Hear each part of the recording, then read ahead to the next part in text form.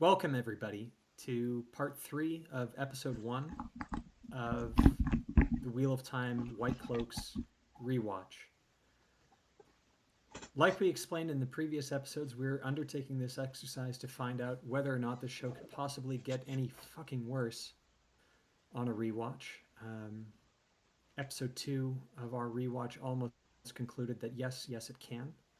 But now the academic exercise becomes a question of quantum. How much worse can it get?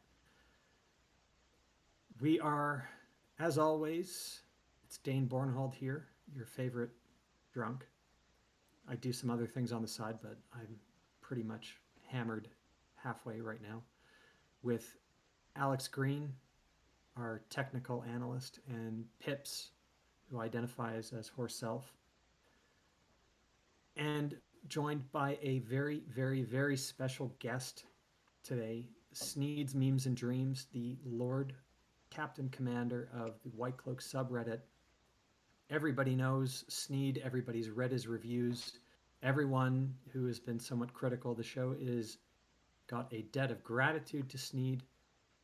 We're so excited to bring him along for this on the final part of episode one, as well as our recap. Um, but let me pass this quick over to Alex to say what he's drinking tonight, down Pips, and then let's give a proper intro to our Lord Captain Commander. Thanks, Dane. Alex Green here, and I have myself a nice new bottle of Maker's Mark. So, looking forward to this evening. Pips, what are you up to? First, Dane, thank you for using my proper pronouns horse, self. Thank you. Uh, and I'm drinking some 23-year single malt scotch in celebration of our Lord Captain Commander's return. Very kind of you. Bede, you got to tell us a little bit about yourself if you want. Um, but I know, speaking for the three of us, we're completely stoked to have you on for this final part of Ep1 as well as the whole recap. Yeah, thank you.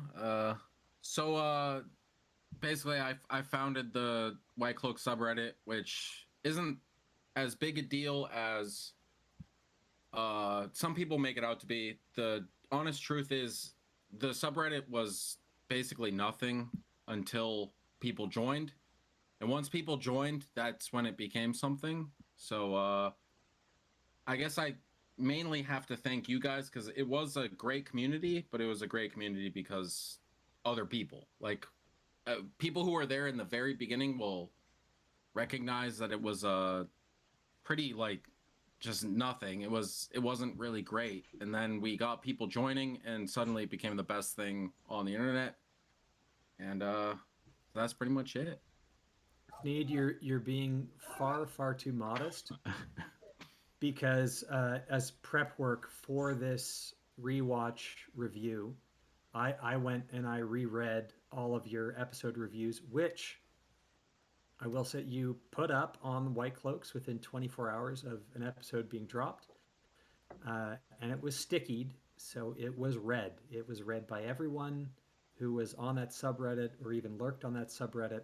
And the amount of things that you found and pointed out about how fucking awful the show was, like honestly, we gave a shout out, or we give shout outs at the start of these reviews to everybody who kind of influenced us in the lead up to this rewatch, because we can't divorce ourselves from having uh, read not only all the books, all the companions, and watched the show, but we saw the YouTube reviews. We read a lot of the reviews on Reddit. We read the reviews on Dragonmount, etc.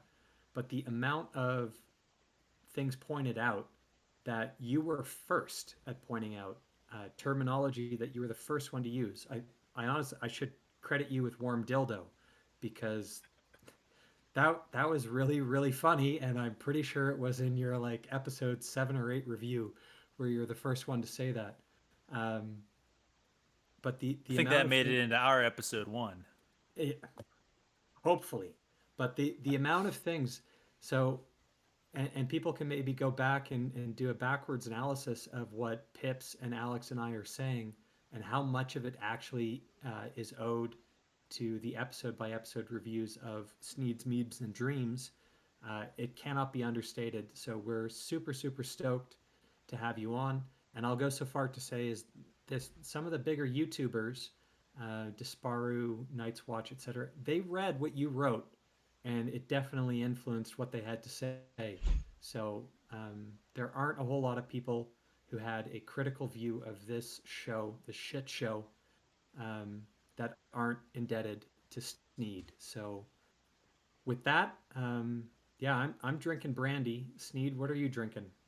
I'm drinking a Coors Light, and I'm kind of deep already, so this will be a little interesting. Me trying to navigate this. The only way to watch the show, as we've demonstrated. Yeah, Absolutely. no, We have nothing but faith in the Lord Commander. Yeah, that's definitely true. I tried to rewatch before this episode came out, or before we started filming this, and it was basically impossible. So I tip my hat to you guys for rewatching this because there's no fucking way. Well, the good news here is we've got about 7 or 8 minutes of runtime left in episode one. Thank Our, God.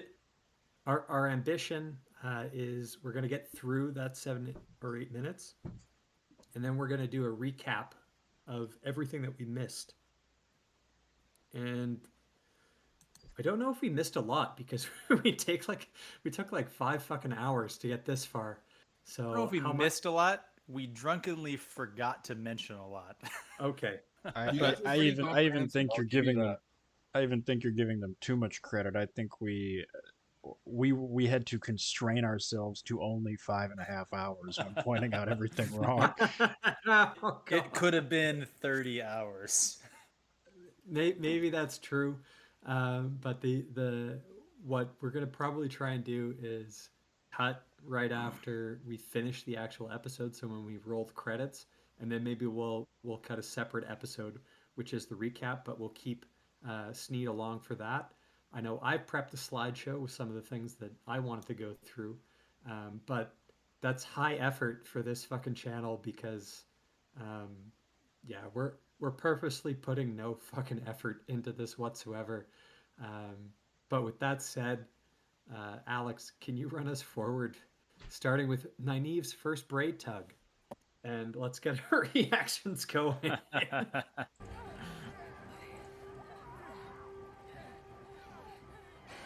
It's a pretty epic braid tug.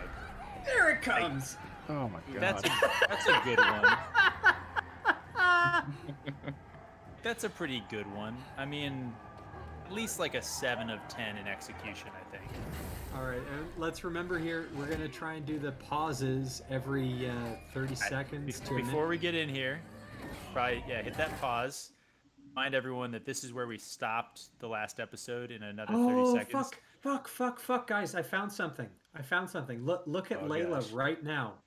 Look at her and look how many fucking earrings she has in her right ear. Oh Yeah, my what is god, that? you're Why right. did It's they- wrong. We mentioned that already. We mentioned No, that but she has the No, world's most no. They're earrings. in her in the previous scene. The earrings were in her left ear, and she had none in her right ear. Oh my god, did they really flip a scene, like Oh, flip man. an image? Yes, Oh, It's a- these fucking people. It's a minor thing. It's beyond minor. I don't even know why I brought it up. It's so fucking minor. Except that I know that she's only got all her earrings in one ear, and it was her left fucking ear. And here we are. All 11 are right there in her right ear in this scene. But hey, we're gonna have a really good moment here in a second where we see her face with shock. She just gets plowed for. I mean, the first time it happens on the episode. First time she ever got presumably- plowed ever. Presumably, maybe Perrin thinking about Egwene was able to consummate earlier. Fucking hell. All right, let's roll the tape. So anyway, for those who are uninitiated to this or deciding to go episode 3 rather than 1 or 2, at least from our rewatch, in order to get past the algos, we're going to try and stop every 30 seconds to a minute. And on the flip side, we're gonna try and get through a minute of the show for every 3 minutes of us fucking blathering about it. That's gonna be kind of difficult. Pips, Yeah, it will Pips, be. I disagree with you. Clearly, they're trying to imply that she was pregnant, so I guess Perrin did make it happen at least once before That's my he. point. I gave No, Perrin the benefit of the doubt. However, we can't rule out that Perrin was actually cuckolded at some point earlier. So I mean, you can't really rule it out completely. Alex, you're disagreeing with me, and you just need to put yourself in the imaginative situation where Perrin is at the window of the forge looking at Rand chopping wood or something out in the village green, and Perrin is beating off to that while Layla is ready to receive said seed for pregnancy. Or like I And said, we're Trolloc is not the only We're- one with horns in this scene. we're now we're canceled. All right, I'm gonna shut up for a second because I'm fucking loaded, and I'm gonna take my first but not last bathroom break of the evening and let you guys discuss the next little bit. Okay. Right. There you go. Dramatic fall onto the ground. An axe that I don't actually think landed on the Trolloc. If you No, looked the, at that, the first swing he was definitely too did choked up on not. the handle. He was too choked up on the handle. It didn't happen. And here's I think your moment right here. Yes, Perrin's 270-degree spin from his knees. Pause it on her face right there. Yeah, look at that right ear, guys. Look at that right ear. No earrings. Man, these people. Ugh. That's just laziness. Yeah, that's. You can pure, see him clearly in the left ear too. Yeah, just getting it wrong. Dain with the drunken bank shot in 30 seconds in. I gotta give him credit. I'm not even sure. I'm halfway convinced he was trying to point out how stupid it looked, but like I'll give him credit. He was right. Oh, I'm so jealous of her. She got out of this show. Yeah, that's the only benefit of this is that she's not in the show anymore. But yeah, otherwise this is the worst scene of this episode probably. There's. I almost give this show, like, they at least knew that they were in no way capable of dealing with a wife being murdered by her husband arc. So luckily they just decided to ignore it. Like, even though that would be hugely important, they just like, nah, we have other stuff to do. Sorry, Perrin. On that point, yeah, let's all take a second, rewind. We know from Brandon Sanderson's interviews, right, that they wanted to create this thing to like flesh out his character. And Brandon Sanderson, to his credit, pushed back and was like, that's way too heavy of a thing to put on somebody. First of all, fridging your wife, right, is a trope, and it's a bad trope, especially if you want to make a feminist film, right? Two, like, that is so much personal trauma to throw at a character that, like, all of the rest of the shit he's supposed to deal with going forward is going to be like twisted by that experience. And so it's not just what you say where they just completely like, we can't handle that, let's just ignore it. Now it makes him, it's worse than just not having it happened, because now it makes him look like a heartless piece of shit. Yeah, that's what I wanted to like mention is I called this when this first leaked. One, everybody said, "Oh, that can't be true. That would be stupid." And then it came out, and everybody was like, "Oh, it's wonderful." So that can't be. That would be stupid. Little did we know. Yes. Yeah, so that's kind of the pattern that this show always had. The sad thing is there was way more stupid shit to come, so that by the end of this fucking season, everyone's like, well, you know what? Perrin fridging his wife was, of the top 10, it's like maybe the 8th stupidest thing that they did. But, yeah. True. By the end, you're like, at least they were maybe trying to do something instead of just not even trying. Yeah, but that's like the first thing is like that was how people reacted to it. But then also I also knew like from the beginning, it's like, well, how are they going to deal with this? Because at some point he's going to have his relationship with, no, everybody's going to hate my pronunciation of the characters here. I call her Fail. But it's not as bad as Failey, which Alex fucking owned up to in the last one. Failey, come on. but he's gonna have to. At some point, he's gonna have to meet a girl, and he's gonna have to fall in love with her and marry her. And it's like, I just don't think within 2 months of accidentally murdering your wife, it kind of looks shitty if you're suddenly like in love with some chick. First of all, you're assuming that Perrin is going to be in seasons 2 and 3, or however many they manage to freaking get past in their money laundering scheme. Yep. B, you're assuming that he's gonna meet a girl. Oh yeah. Oh, There is a point there. Yeah. Aiel, the hunter for the horn from Saldea, who had to. Anyway, sorry. I tried to come up with a male name for Fail. That sounded. Mandarb. Fucking Phalo. yeah, exactly. Yeah. The big dick stallion. They'll just keep going with Mandarb instead. Exactly. I mean, the horse doesn't exist. Land threw him out in episode 6 for some fucking reason. Yeah, But that was different sorry, than when Pips. that was different than when Lan let Mandarb get eaten by the Dark Shadow in episode 2 in Shattered Logoth. Oh god. Oh my fucking god. Mandarb, sorry, Pips, but he's a bigger fucking stud than you, and he's the true hero of the whole books. I am allowed to have a connection with the other horse characters in this show and be offended by their treatment. I'm allowed. All right. Okay, that's fair. But yeah, the point is well taken. I think the whole Perrin fridging his wife, not only does it, so within the show itself, it makes Perrin look like an utter scumbag. The penultimate episode, where he, let slip he was actually secretly in love with Egwene the whole time, which is bad enough. Maybe they resuscitate his character and turn him gay, and it was really Rand he was lusting after, and we get Bail, the male Saldean hunter of the horn, to who the fuck knows. But for me, going through The Shadow Rising on my reread, re-listen right now,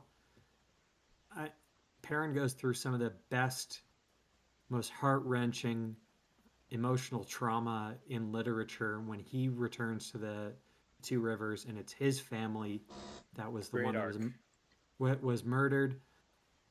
He has to deal with all that. It brings him closer to Fail.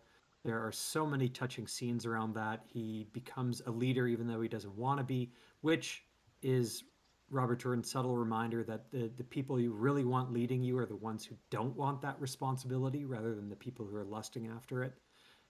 There's so much stuff that gets basically nuked because, Ragnar wanted a cheap fucking payoff here for an inexplicable reason, because he got it and then he did nothing with it for 7 more fucking episodes. Imagine being the yeah. person who's in charge of running $100 million production and thinking, what really gets audiences going is when I give a character approximately 30 seconds of screen time and then kill them off for an emotional payoff.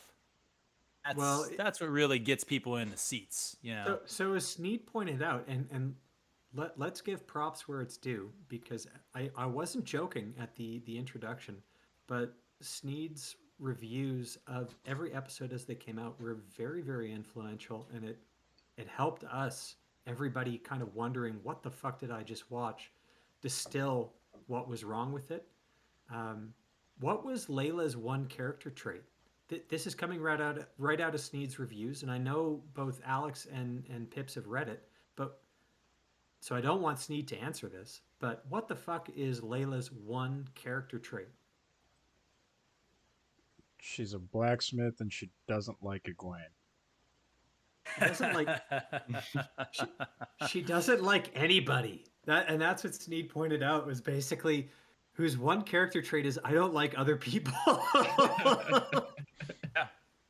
So how are you gonna feel empathetic for this character who's got fucking 11 earrings and one fucking ear gets axed? One person who's not involved in the whole celebration that the rest of the town is doing? Yeah, obviously it's an empathetic character. Oh my god. Except it's not even that, because she's there at the spring celebration. She blows off Egwene's celebration, and then at the spring celebration starts dancing with her. So they literally couldn't even keep her single character traits straight. She Yeah, had so one thing, and they got it maybe she's wrong. just maybe. Well, wait, maybe she was just being a bitch to Egwene because and Egwene being the bigger person is the one who pulls her into that stupid dance. But she's smiling and giggling as she's pulled in. If she'd been like Well, salty and unhappy about it, but And maybe so she's we've just determined she has two character traits. She doesn't like anyone, and she's duplicitous. Yeah, well, and remember too, it's Nynaeve that has to tell Perrin like, "Hey, your wife is like working right now." Perrin is like, such a sack of shit Yeah, in these and it's like episodes. Perrin's Like just literally. sitting there drinking, playing dice while his wife is fucking doing blacksmith work. You know, Matt's mom should have been like, Perrin's gonna grow up to be just like your dad. Okay, we've lingered here a little bit too long for a 7-minute recap, and I don't even think we've gotten to the point where she gets axed. She just Submit- did. she did. You Yeah, the Did axe she? is in her gut. We confirmed. Oh, we confirmed that awesome. her right ear has no earrings. You were right. Okay, so And we're moving on. Yeah, her earrings are as inconsistent as her character. I'm gonna so step that- away for 1 second, guys, real quick. Go ahead. Oh, how'd she get so fucking bloody by her mouth so It's fast? the fake blood in this fucking show. All right, Alex, can you pause here? Because I think Sneed wanted to make a quick comment. Or did he decide to step out for another beer? I think he said he had to run out real quick. Oh, shit. Okay. Well, you know what? We could pause. Let's keep going. Let's keep going. Yeah, it's. We He'll be back in went a through second. this. Fuck, her chin got bloody quick. So did Like, her Do forehead. we have the, do we have the I've never- subtitles on? I think we need Oh. to get the subtitles going. Yeah, Alex, can you try that in this pause, and I then just maybe did it. we'll. Pips and I'll reminisce. She has got a shit ton of blood on her chin, not having that 7 seconds ago. And she's got the 11 earrings in her left ear, so Yeah, you know yeah. that's good. That's you know, But- yeah. In her defense, I'll say I've never been stabbed in the chest with an axe, so I don't know if this is what. would Crazy. happen. The crazy thing though is that like she got stabbed pretty low, right? She It got was below the stabbed. ribcage, She got wasn't it? stabbed in the abdomen. She got stabbed no. in her pregnant stomach. Yeah, I was gonna I'm say pretty that. sure that axe. I'm pretty sure that axe didn't go into her lungs. I think that axe sorry. went into her gut or Oh, something like that. I was Like, gonna say, That's- I'm pretty sure this isn't gonna come in, but they specifically chose, at least during this episode, they specifically chose to have it. He stabs her in the stomach, where if she was pregnant. Yeah. But that's never gonna come in because they're writing this episode by episode. They don't actually give a shit what happens story wise. So Yeah, who's they- more? can we just they- take a moment? Wait, who's more dead? The fetus of Layla and Perrin, or Rand inside of fucking Tigraine in episode 7 when Rand gets stabbed through the fucking neck? This show and Robert Jordan's story is most dead. That's always the answer. Yeah. All right. Can we just reminisce? Does anyone else remember the theory that Layla was a dark friend and she was about to smash him over the head with the hammer when this happened? Alex mentioned that in the previous one, and we booed him down for that. So I don't know why you're bringing that up again. Like, Well, It's because- the thing is that like in this show that might make sense, but in the books, the whole point of the Two Rivers was that it's so isolated, it's so far away from the world that this is the place the pattern chose that the Dragon Reborn would grow up in. This is a place where there can't be any dark friends. No one here even knows about that kind of shit. they Does play kind the role of of do, sort of but an Eden.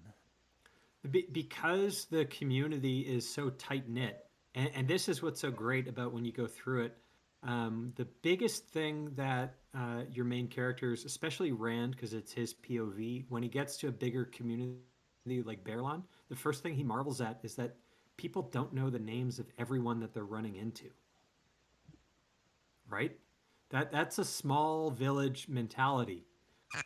Everybody you see, nice, thanks, Pips.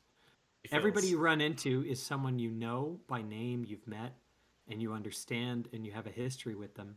And the big thing for them about a city is it's filled with strangers. And this gets taken to the umpteenth degree when Matt ends up in Camelin and with Rand, and Matt is completely suspicious of all these people around him that he doesn't know, etc. But it seems to me, and it seems to be a theme from Wheel of Time, and probably what Robert Jordan was going for, is that this kind of small town community, this is not where Dark Friends will hang out. This is not where they'll have their haven, because it's so much harder to be duplicitous and lead a second life in a community where everybody knows your name.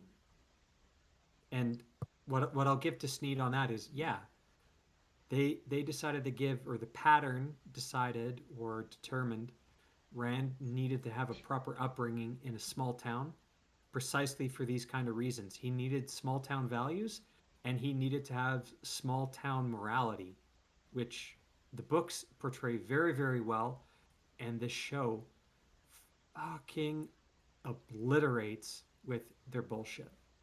In Wraithland, small town values is actually where you find Dark Friends. So Fuck Yeah. this show.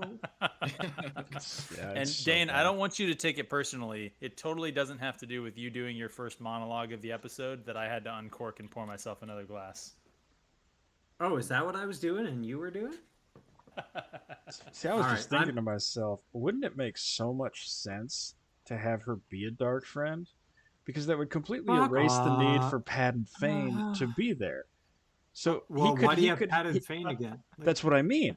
It makes no sense to have Ah. Padden Fane be going from town to town that in a town that already has dark friends, which is why I think Rafe did it, because everything that he does makes zero sense. Yeah, but here's the issue with that, and this actually touches on an issue that I don't know. I did watch your guys' last episode. I don't know if I caught this. Is that in the books, the Two Rivers it's not a cosmopolitan place. It's not a big place where people are always coming through, but it has a large population. You have Emmons Field, you have Devon's Ride, you have Watch Hill, you have Terran Ferry. There's a large population, but in this series, in the television series, it's tiny. It's like one fly speck village way up on a mountain. No one lives there. No one goes there. And in the books, like the Two Rivers doesn't have dark friends already makes sense because it's kind of a backwards area. Nobody really goes there except for traders. But in the show, it's like there's nothing there at all. So it Yeah. wouldn't make sense that there's somehow a dark friend. Like, where would she even meet other dark friends to think that like becoming a dark friend isn't just like, oh, I'm gonna sign up for, a Sears subscription. Like, this is like this is like Forgetting the it's a- sweet CGI cliffside that's in the No, background so- at Emmons so Field. Sneed- That's where they do all their rituals. You know, the CGI mountains. Well, Sneed- what yeah, what Sneed- what I what the Sneed is reason that I making good point. the Sorry, reason that go I think ahead, that Alex. doesn't make sense is I think the Tumblr barmaid in the later episodes, I think very explicitly says that being a dark friend is in fact like a Sears membership, and that the dark one has all kinds of spies, people just living their regular lives, that There's only a get called to mailer. duty once. Like, There was a mailer. They had a sign-up bonus. It was a set of steak knives. It looked pretty good. Little did you know you'd have to sell your soul to the Dark One for it. Oh, fuck me. But no. But Sneed We're makes up a good less point. Negative time into this review, I think. Yeah, because I think that this is where we about ended the last time. But no, Sneed made a good point. The Two Rivers should actually be several towns. It should be well farmed. It should be flat land. Because when Perrin comes out of it, he comes out of it with a fucking army of amazing archers. But anyways, let's advance here, because otherwise we're going to be here all night bitching about this fucking show. And just unsure what to do. Well, she's dead. Open mouthed. I mean, Mhm. he is starting his character arc early, which is keeping his mouth open literally every time he's on fucking camera. Some slow-mo shot. Is it? That's Egwene. She gets rescued by. We're about to see. her mom. So, yeah, Marin. Here we go. She's got a knife. He's got a knife. All right. Yeah. Yeah, where is Bran? So you brought up that Lan was fighting like all the 5'6" Trollocs, and I would like to All throw right. out. Oh, stop Oh, here. stop. We gotta stop here. We have to stop here because that Yes, knife. what Look a at the great size shot. of that. That knife. First of all, 100% would have killed her. Like, look at the placement of the knife when they Wow, pull no, it it- out. That's like a foot-long blade directly into her heart. Right? That is like a 4-inch wide, foot-long blade. It should be sticking out her back. And It she's like, "Oh, is. pull it out and It- keep fighting." It Then on fucking top is. of that, a Jagged. Trolloc. It's a jagged. And she Trolloc- pulls it out. Trolloc throwing a knife. Why was it not an arrow? Yeah, no. No. Oh, dude. All right. So here I want to say one quick thing about Trollocs is there is a reference, I think it's in the Shadow Rising, that they rarely use bows. So I don't. This is as far as I'm going to defend the show. They- I'm gonna that they push back do. a little bit. They and say do. that never they throw repeatedly- knives. I'll even be able to tell you that Valid they point. describe the Trollocs bows as having Yes. like is as long as a crossbow arrow, or it's almost Yeah. as long as a Big javelin. Like he describes it black-fletched multiple arrows. times. Yeah. Like No, I'm not saying they don't. I'm saying in the Shadow Rising, I'm pretty sure in one of the inner monologues it's mentioned that It's they okay. Last don't use episode, bows as much, but Alex- it's last not episode, a big Alex deal. was so sauced that he was defending the show. This time, Dain already had to break the seal. Now he's like, you know what? Ragnar was right. Fuck you guys. I'm sorry. All right, but this is as far as I'll defend the show because, as you guys point out, this is not a fucking knife that she got thrown at, or this is not a knife that is embedded in her collarbone. This is a fucking sword. This is a fucking Crocodile Dundee. Yeah, That's this not is- a knife. scimitar, This is a fucking- knife. This is a fucking two-handed blade. Like, look at that fucking hilt. It goes up to like Lan's fucking nose if you zoom in on it. Like, this is two-hand. How far of a blade is that sticking through her? And then, if we go forward, she is the one that rips it out, and she is the one that fucking survives this wound for days and days, while Tam gets a fucking scratch and he's about to fucking expire. But Well, I'm and getting there's- ahead of myself. yeah. All right. Go ahead. You can play it. We're just gonna all die inside watching this bullshit. Look at the fucking side. And look, Thank there you go. God. There's one. Thank there's a God couple, they're not running at her couple while she's Nard- vulnerable. That Trolloc Yeah. scene there it looks better in She's about to Diablo. strip it out. Oh Yeah. yeah. All right, Did she pause, do it or pause, did pause. Land do it? He did. No, she did it. Okay, you can Multiple- pause again. Multiple chat, I problems gotta- with the scene is Go ahead. like, okay, one, Back to Trollocs look every terrible. single Yes. time, every single time something happens in this show, the Trollocs just stand there. It happens And then they outside of slow Shadar walk. Logoth. It happens outside of the river when they cross the river. It's every single time, and I hate that as a trope where the enemies just stand there, and they just roar. You know, it's like, well, why would they do that? These are Trollocs. They're stupid. They would just run forward. And then also, and I know this happens in a lot of shows, you don't actually want to pull the knife out. You know, it's Yes. like when you have a knife in, it's sealing the wound. The blade is sealing the wound to some degree. If you just and have Land just like rip this fucking like bladed like hooked knife out, like it's so stupid. This is a And classic. is such a worthless bitch in this scene. Let's be honest. Yeah, well, the point you're making about the Trollocs not being able to run is a classic mistake by an inexperienced showrunner, because they worked very hard to make the Trollocs look good and look tall, and they did that by putting them on stilts. But if you're on stilts, you can't run.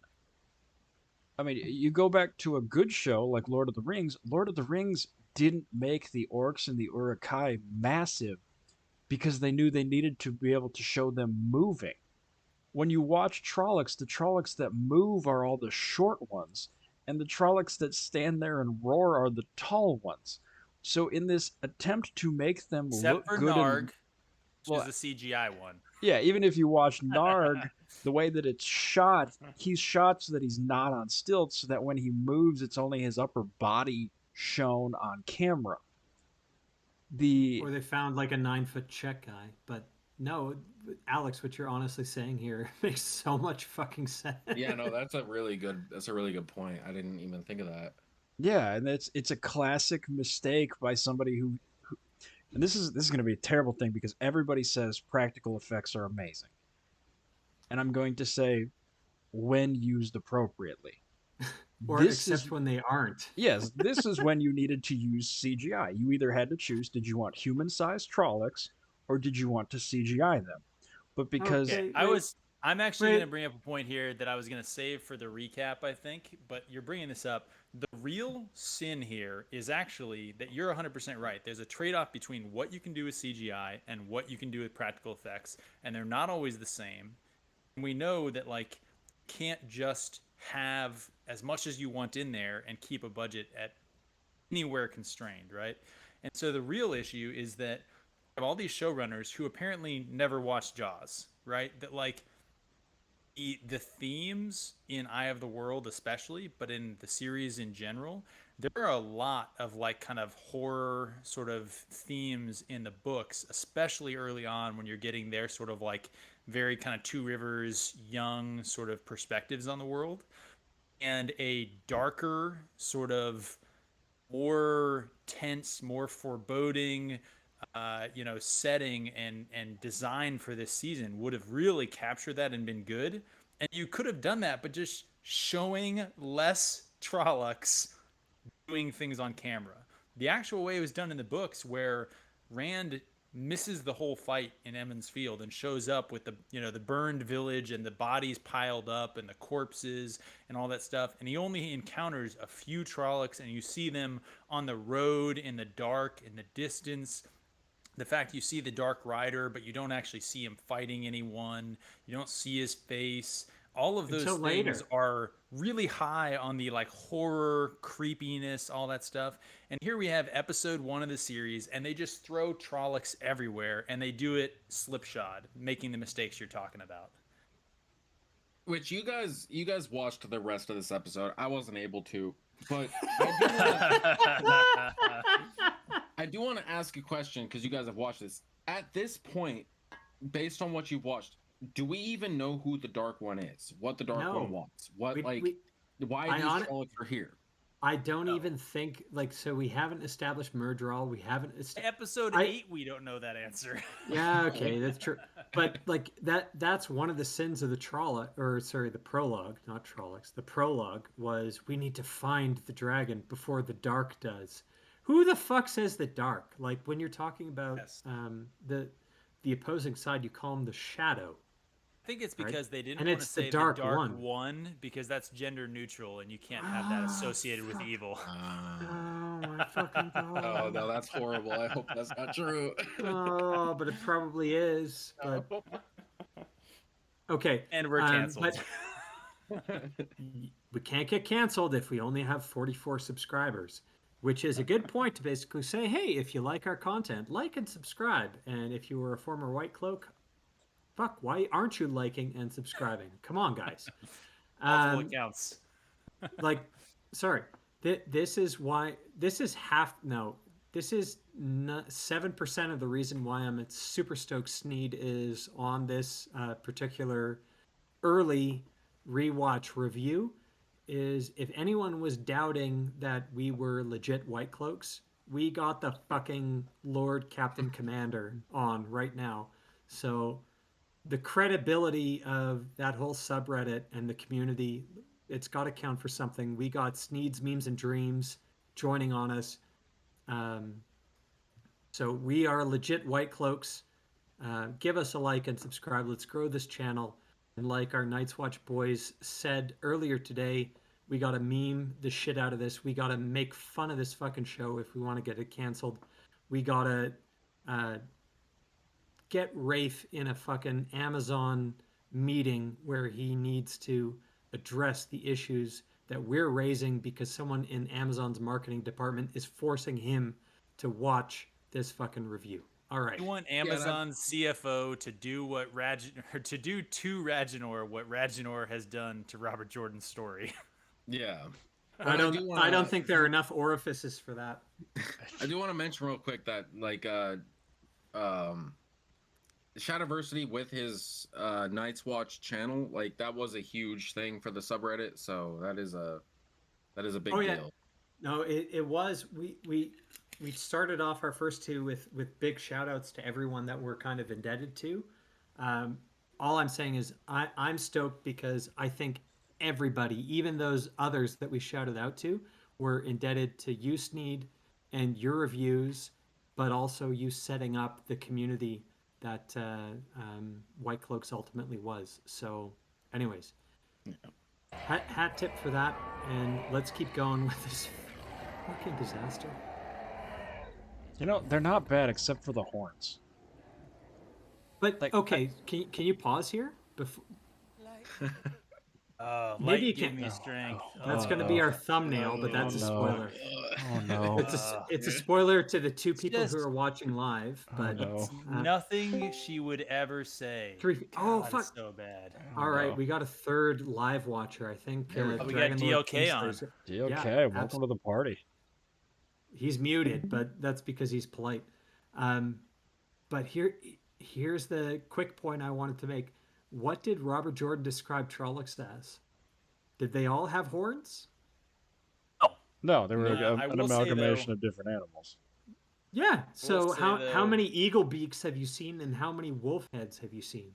We do see some eagle beaks and some different sort of like goat hooved ones, but I agree with you. You I like think that, hey? You're fucking hoof fiend. Hey, Egwene likes it better, but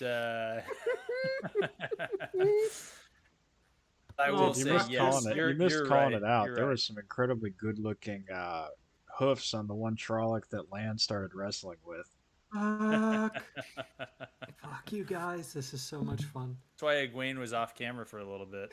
Uh-oh. God. Oh, dear. No. Oh no. She found a better hoof. Oh god. Yes. All right, light, give me strength. A prayer that we're Can all I- saying at the moment. Can That's we what get my another? liver is thinking. Can we get another 15 seconds through this? Here we go. More my- screaming, more slow walking. I love and then this the scene. airbending starts. I God. love Can this we all scene. just- Watch the way these two Oh. walk in the way that Lan walks. Lan deliberately walks away from Moraine. To There's the no left. yes.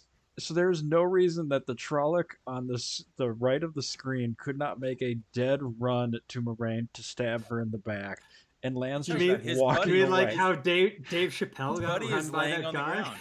Shit, I gotta be honest. I didn't even notice the first time I watched this that those were Trollocs.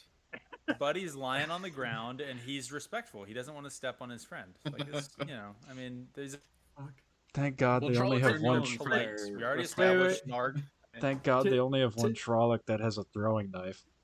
To Alex's earlier point about practical effects and stilts, yeah, like fucking look at this. I bet you these stuntmen, the only way that they look taller than apparently 6 Get foot the 2 hooves on land. that one on the right though. Talking Tho- about hooves. those are I long mean, fucking boots. Like that's how That's they get a- the.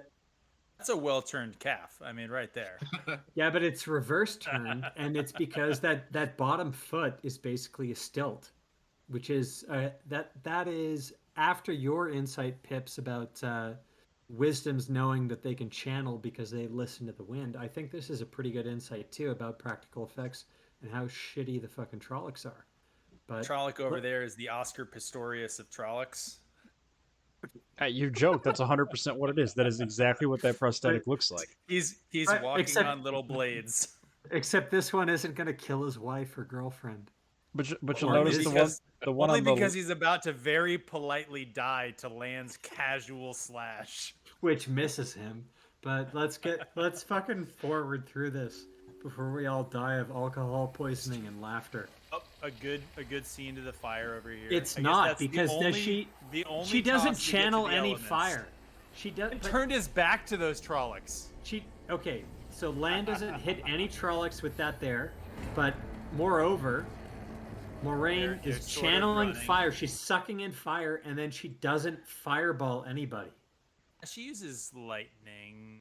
right? Earlier here. Okay, She let's roll starts- the tape and see. Let's roll the tape. I can't remember. Starts throwing rocks, but This is where she throws the uh, in at them, isn't it? Yeah, That's but the here, end. That's the end. um, Here she's pulling in all of the elements right now. 'Cause But I'm that's- asking you That's how the here one because- power works, right? Is you pull it out of the ground and shit. there's a shot. Oh, Be dude. ready to pause really quickly here because there's a shot coming up of the wine spring where she's pulling the rocks out, and then she pulls one rock out. It's very prominent. It's over It's the, her it's the very end. It's the very end, right?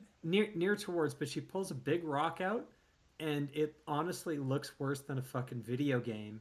In that, in a split second, that rock pops out, and then flies towards somebody, and yeah, this is Xena Warrior Princess tier awful.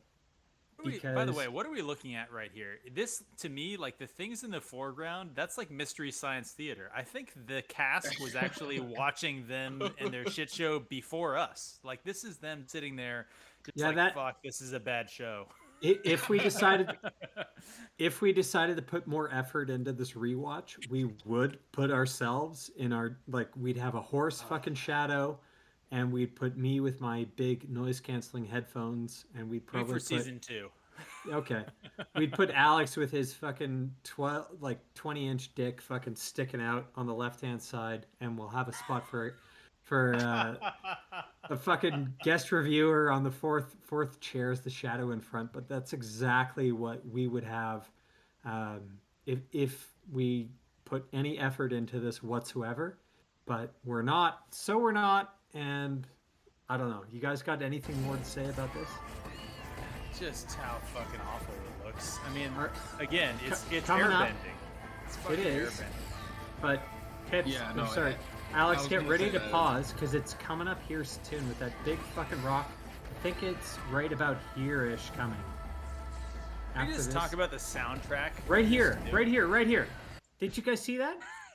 So this rock, It slows down when it hits the trollic. Can Yeah. you just No, back no, up but- a couple but- frames? Because it does. so- It slows down. It stops, and then it starts moving again. so I don't know if Alex can do this, but anybody who's watching this who has still their Amazon Prime account because they didn't cancel it, because why the fuck didn't you cancel it?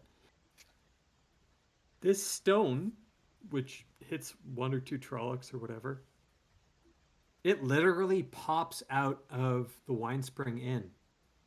CGI wise, like you're looking at the wine spring, and then in a split second, you see they replaced an actual image with the CGI image, and Yeah, it's that- beyond fucking jarring. They all do that because that's what happens when you don't understand, because you're a shitty director and producer, what is supposed to be practical effects versus what is supposed to be special effects.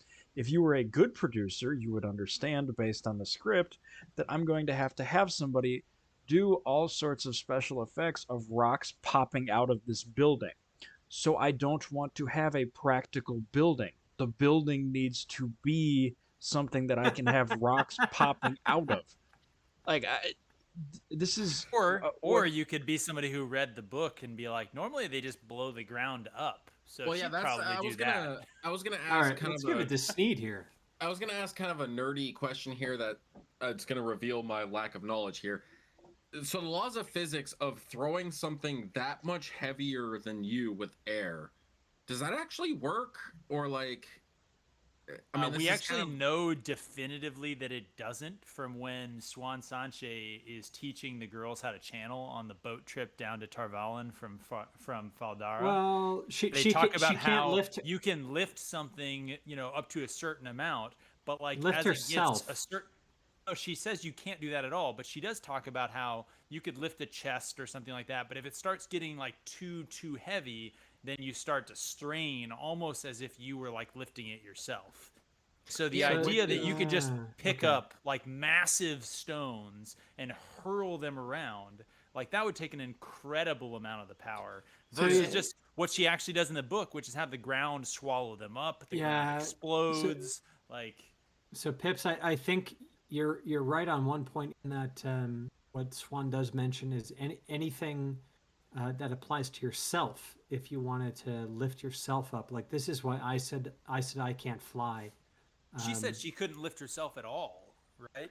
Yeah, but I think we kind of routinely see Aes Sedai able to do more um, with the one power than they could do physically, except doing anything with the one power is more exhaustive than doing anything physically, right? I didn't mean to say that you couldn't throw a stone that you couldn't pick up physically. I just mean Yeah, that the okay. idea that the most efficient way to destroy Trollocs is to throw big boulders at them is not Well, true. and specifically this is my problem is specifically boulders that are already mortared into a wall that already Yeah. exists. Like it's you could pick up boulders from the ground and throw them. You could No, make the ground Sneed. explode and throw them. Like Sneed, we've already seen Moraine take a fucking axe that was lying on the ground and impale a Trolloc like halfway through the head.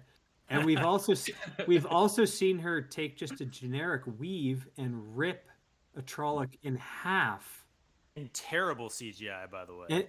I know, but what's established in the books too is that female channelers are weaker with stone and with fire than they are with Gosh, air that rock and looks with like water. styrofoam. Why? Yeah. Why the fuck? It is. Why the fuck is Moraine using?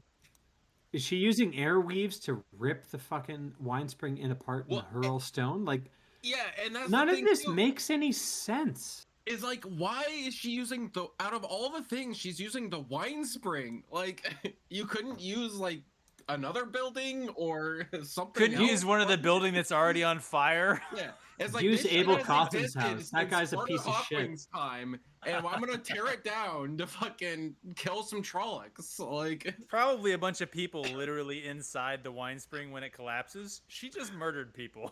yeah, it's Speaking of when it collapses in 3 seconds, you're about to see Lan throw his sword away in the middle of a fight to go protect her from a dust cloud. I'm stoked. Fuck this show. Dull, thanks for joining us, man. Appreciate the join. We're gonna have to keep you muted, but I'm assuming you're saying you're welcome. Yeah, this scene just entirely shits on the book's magic system. Like there's no defense of this from any kind of book magic system, and it's going to have significant impacts when they try and explain the magic system later on. Assuming Luckily, they're do gonna it. get canceled before they ever do that. That's true. And I mean, why when you're doing a fantasy series would you try and explain, the rules of your system? Rules are for losers. I'll give my thoughts on that later, but once we get to the recap. But yeah, that's a big issue with this show. Speaking Let's of hit which, play how so we can long watch have Lan we been throw doing a this? sword. We're at let's do the- 53 minutes. Oh fuck! Let's Play keep so going. we can watch Lan throw his sword and get on with this. Dust cloud, Trolloc falls over for no reason. Lan, right there, Fuck throws that his sword. wines. Did you see? He didn't even actually throw it. It just popped out of his hand. Like it Oh, just yeah. got pulled by a string. No, it was you joke. It was pulled by a Lan's- string. Lan's so confident that every Trolloc is dead that he's like, "Fuck this. I don't need my sword anymore." Not only that, I just saw my Aes Sedai survive fucking getting stabbed by a two-handed sword that was thrown at her, and she pulled it True. out. I mean, she's She's totally invincible, so fuck okay, it. but I'm gonna throw away my sword to make sure she doesn't breathe in this fucking dust cloud. Like, like what the fuck? Your True. She can't- objection was that, and not that he was doing superhero landing pose for no reason. No, that's Not additional for no to reason. it. It's not Oh, for no reason. That's for the trailer. and he fucking missed with all his splashes. God, Wait, he got his sword he's back even all of a doing it sudden. there. No, I jumped back. Oh shit. Okay, why are Making you us making watch us the see this airbending again? twice. Because I like Alright. the styrofoam Anyways. rock. Above Superhero left, landing. Okay, no. And Dad then didn't sword throw gets it. pulled by a string. Fucking fuck. And then this is just clearly such fake CGI dust. Like it doesn't even. Apparently, it's hard to put into the budget to have a pile of sand and a fan. All right, we're infant crying. That's Woman probably me. sobbing. Dude, I'm we're pretty about to sure come up that's the on review. one of the worst scenes of the entire show. So All right. I'm gonna wait for a moment. And... Oh, it's gonna be good. I don't know what you're talking God, about. I don't remember All right, this. this right here. Pause right here. Pause. Yep, pause here. I agree. Yes. All right. All right, let's let This is the thing. Sneed kind of break this down for us because he's the Now, See if fucking he's making Lord the same Captain point that Commander. I'm gonna make. I want to see if he's making the same point. Go Sneed. Pips, All right, Pips. it's- He's the fucking Lord Captain Commander. You're a fucking horse. Well, I mean, The he might fucking have a horse. different. He might have a different perspective here, but all right. So, I looked this up. I did a lot of research right before we did this. So, Robert Jordan, when he was in Vietnam, there was a point at which he was, and Robert Jordan wrote this whole series. There was a point at which Robert Jordan was in Vietnam. He that's was not true. behind enemy lines, and him and his buddies had to run, basically full on run 30 miles in less than a day, or they would have died, and we would never even have this fucking series. And so I've always thought that, like, okay, Rand's journey carrying Tam across, like, through this forest at night was at least in part informed by Robert Jordan's perspective of I have a squad, I have to get these wounded men, I have to get these people through this jungle in the middle of the night running across this whole thing. And in this show, we just have Rand saunters in. He's got Tam across a horse. He's just walking on the road. Like, it's so fucking disrespectful to the history of basically where this series came from. I can't even fucking imagine. Oh, See, Sneed. I agree I'm with actually that. not making the I- same point. well- We are making different points, but I like what you're saying. It's All right, very true. Pips, you go So- first, and then I'll follow up. Oh, I want to interject here. All right, Okay. Dan, go ahead. It's not only disrespectful because what they end up ultimately showing is that this shit did actually happen, and then the characterization, the impact that whole walk through the night is used as the big fucking reveal at the end. So they decided that night through the woods with your dad on a litter trying to save someone, and the horror of that wasn't good enough TV to make it in the first instance, and instead we're gonna use it as a fucking joke reveal.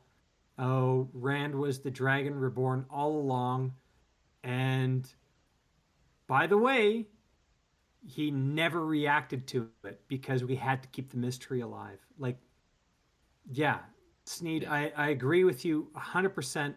This was a fucking dump in Robert Jordan's mouth, but fuck what I'm- what they I'm ended glad up I let doing. you interject. Yeah, sorry. I'm glad I let you go first because that actually leads perfectly into the point that I was going to make, which is this is actually a continuity break in that bullshit scene of the post nut post pegging sort of enlightenment that happens. It was pegging. Oh, it's 100% pegging. She was obviously going after him. That's what we canon, by see the way. there- We know we that based on see- the script. What we see is him carrying his father like we kind of see in the book. He's not really carrying him on a litter. He's sort of walking, supporting him, the conversation, but it's him and his dad alone in the woods. Here we see his dad over Bella. So actually, see, episode 1 wasn't even and having to struggle and drag his father through the night by his own power and will, and fearing that he was too tired, too exhausted, that his father was dead, and that he was carrying his corpse.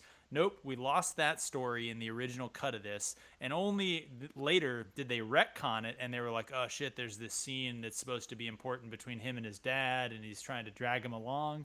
But nope, episode 1, Bella's there. He's got his dad slung over like a sack of potatoes. Everything's fine. He's walking, very casual. Everything's fine. It's like, He gets fuck off, healed and show. Like, fucking- literally, you can't take a pivotal moment from a character and then just have it completely different between the only 2 shots you show the audience. Like, literally, go fuck yourself. I'm getting glad here that Pips is more emotional about this than he was in our first episode of our recap when I started to cry. but but that's actually a very good point. Is he strolls into Emmonsfield with his father on the horse rather than dragging him himself throughout, and Which is and huge when you think about it. The psychological aspect behind that of him just kind of casually walking in with his dad over a horse and just like, oh, what's going on? Versus the whole like he's physically carrying his father, and when other people are like, here, like let me take your father, like let me carry the litter, and he's like, no, no, like he's convinced he's carrying his dead father's body. Well, and that's the thing That too, is a is thing that it happens. it let's consistently get this throughout over the to show. Sneed for Yeah. a reply. Yeah, go ahead, Sneed. Consistently throughout the show, it shows like, or consistently throughout the first book, and the show doesn't do this, is it shows Rand is one, he's tough, he's a farmer, he's, and he's a confident young man. He's basically like the ultimate hero. He's confident, he's tough, he's got grit, he can do all this stuff. And this show completely undercuts all of that. It completely downplays all of that, and this is a huge part of it, because in the book we've been introduced to this character Rand. And if you're really smart and you've read a lot of stories, you'll be like, oh, okay, so this is the Dragon Reborn. And one of the first things we see is he drags a man miles and miles and miles through the night, through the forest, like while he's being hunted. And it gives us a sense that, oh, okay, so this guy's a badass. This guy's kind of tough. He may be inexperienced. He may be young, but he's tough. He's got He was grit. scared, he got beaten, but he's ultimately not a piece of shit. Exactly. And this show just shows us, oh, he just saunters in easily. Everybody else is like, when he comes into the, like, everybody, when you notice this too, is in the book, everybody's like, oh shit, Rand, oh, thank God you're alive. Oh, I can't believe what's happened. Oh, I'm so sorry, your father. Like, I can't, like, a Nynaeve He's the is like, only person who didn't kill a Trolloc on Winter Night. God damn. well, he did kill him. That's Now not we're gonna true. have to Matt did rewatch that. kill one. Ah, he could have, but Alex, what about Egwene? Uh, Didn't okay. didn't she do everything that Sneed just said our main character should have done? But Yeah. all right. So For the Sneed, recap, when we talk about who the main character is. having read Alright. some of the notes of Robert Jordan, I can confirm that yes, this scene in the books was inspired by um, him being in Vietnam, and the bit about him running to the point that he was so tired that he didn't remember it, that he was blacking out, that he was, he was thinking that he was dead, that he was thinking there were Trollocs around every tree. That was 100% inspired by his experiences in Vietnam. Like this was almost a one for one description. So I So 100% agree perfectly that. fitting the rest of this adaptation, which is something meaningful to the author, the story, and the audience, is left on the cutting room floor and didn't happen. Okay. And I'm then going to say something that is going to be extraordinarily unpopular, considering that that is the case. I see why they did not make this a 10-minute scene. If you were going to do this for television intelligently, the part about Tam speaking that they turned into a flashback in season 7 because they're terrible at this needed to happen while they were at the house. You then needed to have a scene where he is carrying Tam and hiding from the Trollocs running down the road. You probably should have had to establish that he is a badass. You probably should have had him killing a Trolloc with the sword. And you then needed to have him arrive in town, pass off Tam to Egwene and Nynaeve, and immediately collapse to give the audience the idea that he has given everything he has and he has nothing physically left to give. That is how this would have been done if somebody that didn't suck at it produced this show. But And instead, this is we why had I a time said skip and a flashback. which is Hit the play laziest. because we're about to see the opposite of that. Hit play because I'm pretty sure his first action is to like, oh, Egwene. And He's this got is energy why, enough to go check out Egwene. and this is why I said Alex would be a million times better than anyone from this fucking show doing this. Because he's Look at absolutely him like fucking head on a right. swivel, like he's got plenty of energy. Stupid fucking sword. I got a better sword, but we went through that. There's Marin. Ooh, What? just to point out here, Bro, just to point out Not here, Bran, not bro, Bran, it- but- just to point out here, fact All that right. Nynaeve got her braid tug moment earlier, totally not canon, by the way. The fact that that happened means that not only did episode 1 ruin Perrin's arc, not only did it ruin Rand's arc, not only did it ruin Matt, I won't even say arc, just as a character, just fuck Matt. Nynaeve's arc. You know what we haven't seen Nynaeve do in this entire episode? We haven't Other seen than- her heal a single person. Whereas in the books, what is she doing when Rand comes into town? She is doing combat medic shit. She is fixing fucking people up, triaging. patching people up. Yeah. Exactly. Yeah, We've seen triaging. That's an Nynaeve. important point. Triaging. Seeing Nynaeve the healer, who is losing people, who is trying to save So, people, who has what- to admit, take someone to Moraine because I can't do anything, and then Moraine No, comes but back. she doesn't. She doesn't. No, she doesn't. So, but this, she No, still no, gets she her says- nose but, rubbed in but it. I know this is she- a very I good know point. that she doesn't admit it. I'm and just and saying this that is she let's still get back has to Robert see Jordan. it. Yeah, but let's get back to Robert Jordan and his Vietnam influence, which one of the good things about getting connected with all of you guys, and especially you, Pips, who's a fucking war hero, even if you aren't, but hat tip to you, man, for what you do. And we're not trying to dox you here, but we're all super stoked you know how to fly helicopters. But the whole military influence on Robert Jordan and what it did on his writing career and the themes he wanted to project within Wheel of Time. And I don't know if there's a more visceral triage section that I've read of when Rand strolls into town. He doesn't stroll. He rumbles into town with his father on a litter. He's been kind of through the whole fucking night, putting every last ounce of effort, and the devastation on him when he brings Tam to Nynaeve, and Nynaeve admits, "I can't do anything for her." I mean, I agree. That aspect would have been huge. I mean, huge to both of their characters, and it's crazy. I mean, Rafe Judkins, the feminist, writing a feminist story, is like, "Hey, should we have this female in an important scene that's relevant to her character?" I don't know. Probably just have her. Actually, can we tally fake death #1 for the season as well while we're talking about this? You absolutely can. God. Fake death #1 for Nynaeve can absolutely be tallied here. Yeah, no, definitely. Fuck this show. And you can literally see it in the writing aspect of it. Is the reason that didn't happen was because he didn't want to portray Nynaeve as this battle nurse, because nurse is a stereotypical female role in a military situation, and we can't That's have so women. dark. There's no way. You might be right, but Sneed, No. Sneed, what do you say about that female nurse? She has to be Dr. God. Nynaeve.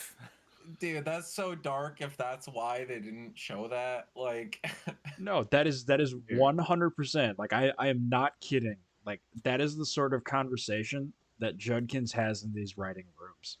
Well, and that's the problem too. Is that's honestly one of the most heroic, like, moral things you can do is be a nurse who's willing to sacrifice the people who can't be saved for the people who can be saved, and be able to make that choice. That's an extremely important job in an emergency situation. That's the most important job. And to be like, I'm so stupid. I can't understand that that's an important job. So that's a woman's job. I'm gonna take that away from that. That's so dark, dude. No way.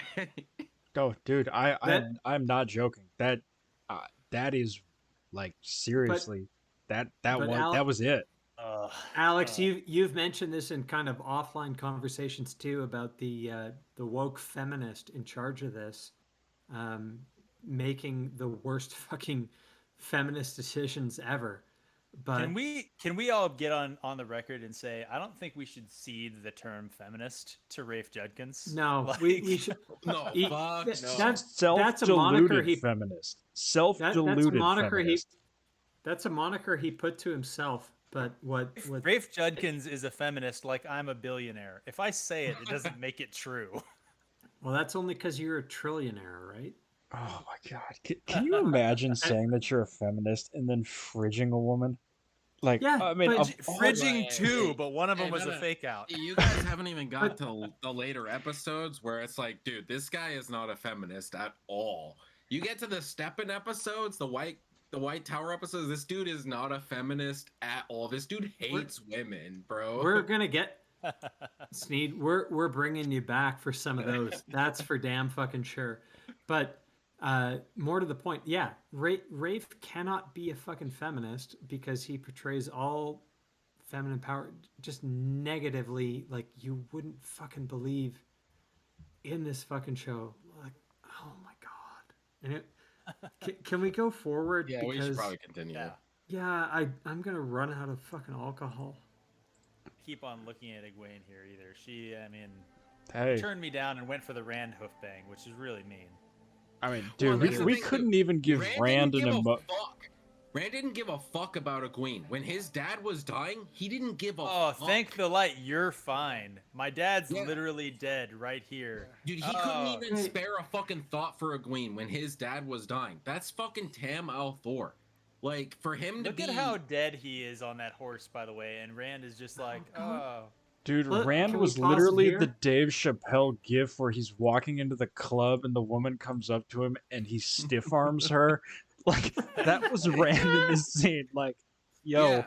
I got bigger True. things Yeah, right yeah. now. And dude, they 180'd it.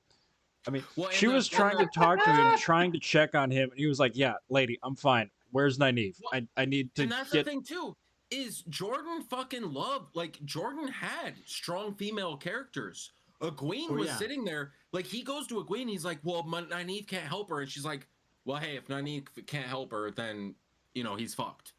Like, This is a he had nitpick. characters that made hard choices. Nynaeve right there made the right choice. She's like, hey, I cannot help your dad. I love him.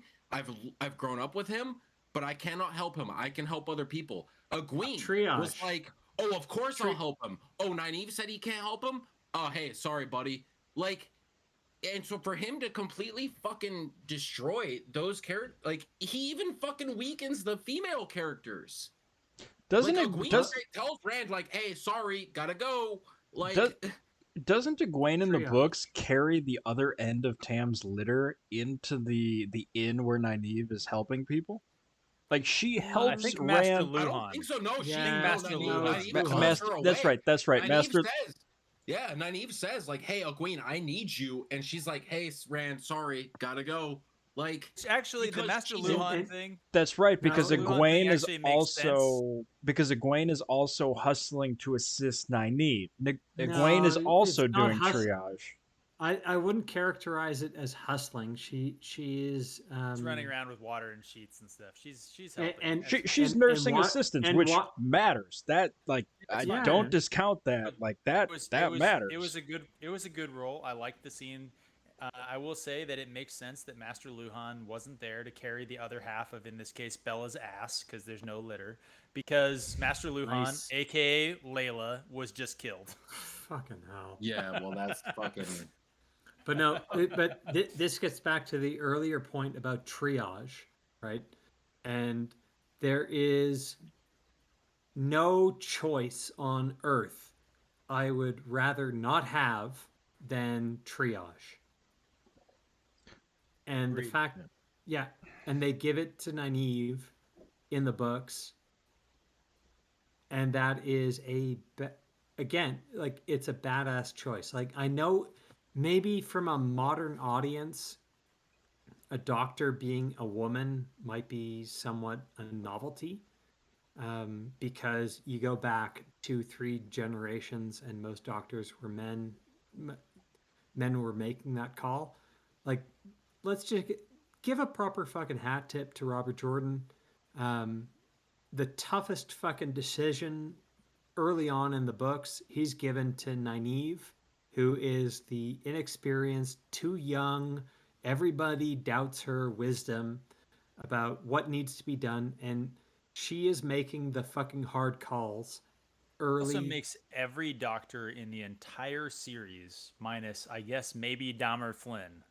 Every single other Nice. one is a woman for the entire series. Yeah, that's established a bit later, where it's like healing and medicine and listening to the wind are all kind of female attributes. But holy fucking shit, deciding who lives or dies based on what I could fucking do. I I honestly don't want that power, and Nynaeve has that, and she Agreed. makes. Hats off to Book Nynaeve and fuck the show. Well, and remember, this is a small village too. This is Tam Thor is a man that Nynaeve has known longer than Rand has known Tam.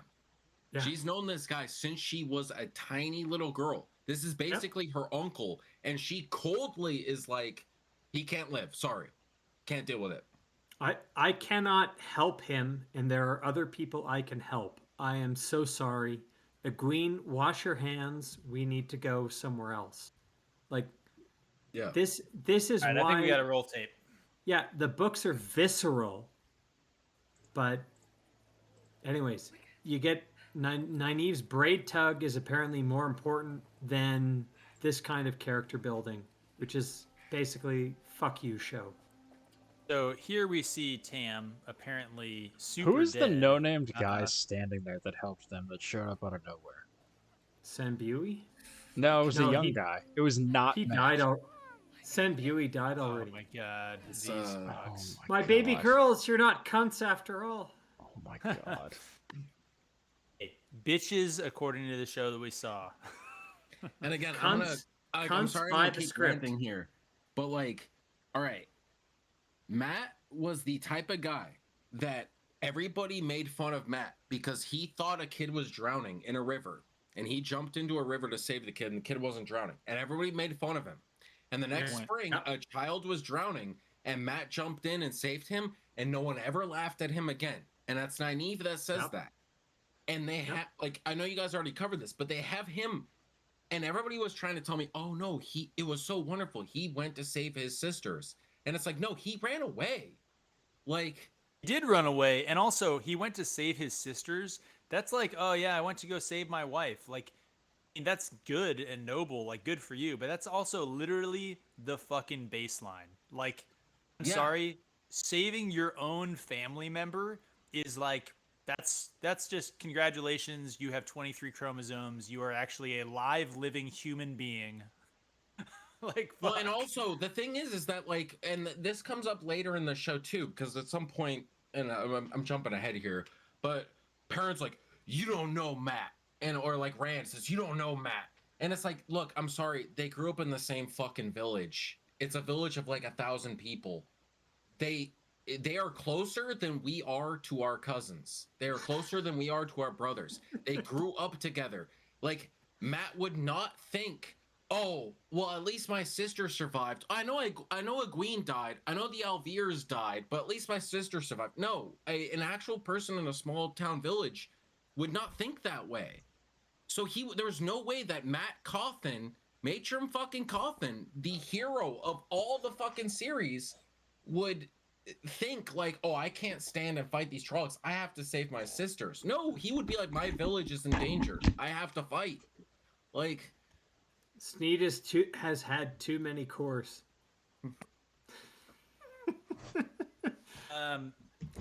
But he's absolutely Trip brought something up before that we should he's all absolutely recognize. right. Should all recognize, minor thing after the really insightful comment that Sneed just made, but we should still recognize that right there on camera, Matt's jacket is the only dirty item of clothing in the entire series. Is it dirty? I'm gonna be honest.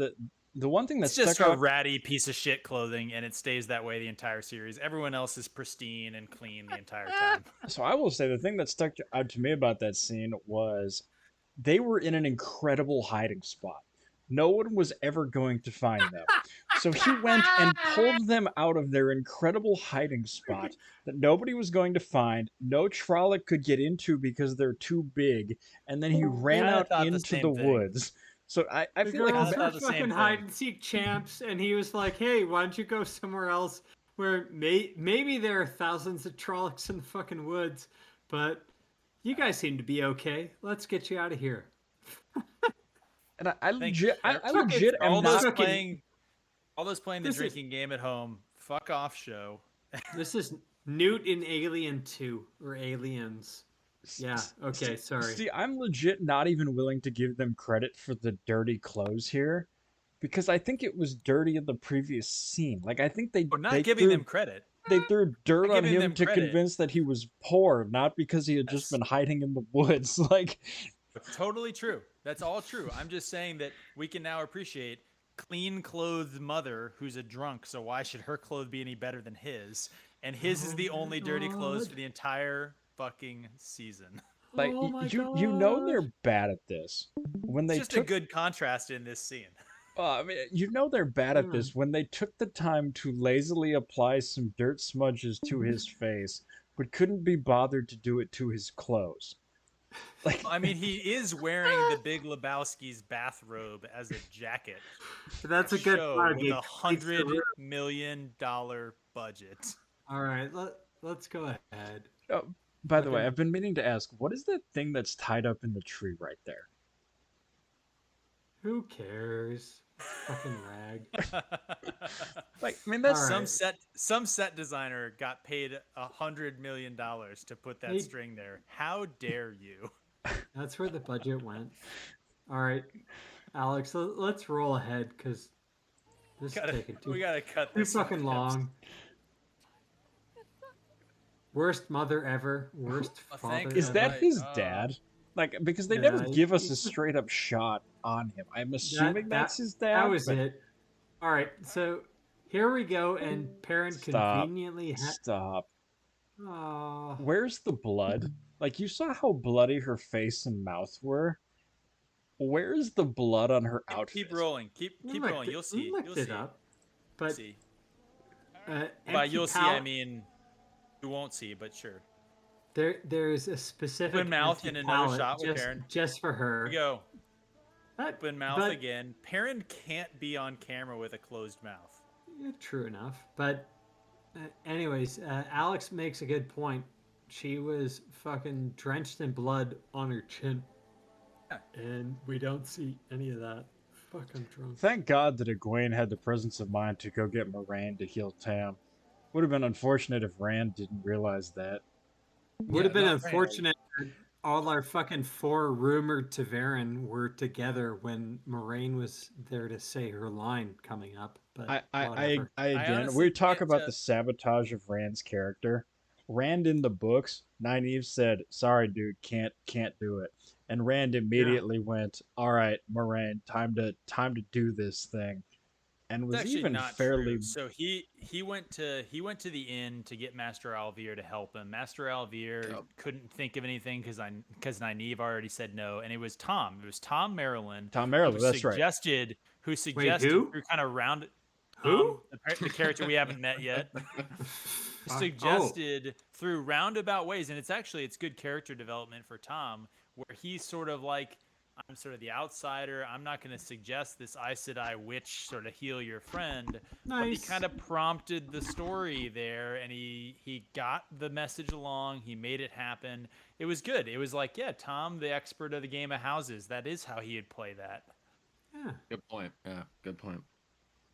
Instead, we it's wait a kind of couple like Robert episodes, and Jordan then knew what he was he- fucking doing.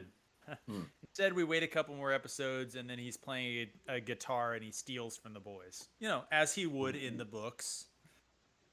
If I could juggle, I wouldn't be playing guitar. All right, let's go forward. Fuck this show. Might be too drunk. Pause. Did Tam already get healed? No, Yeah, not he's about yet. to get healed. Okay, perfect. I- So I did I- remember correctly that Rand is hanging out next to Perrin's dead wife instead of by his presumably dead father's side. Good job, Is Rand. he here yet? Ugh.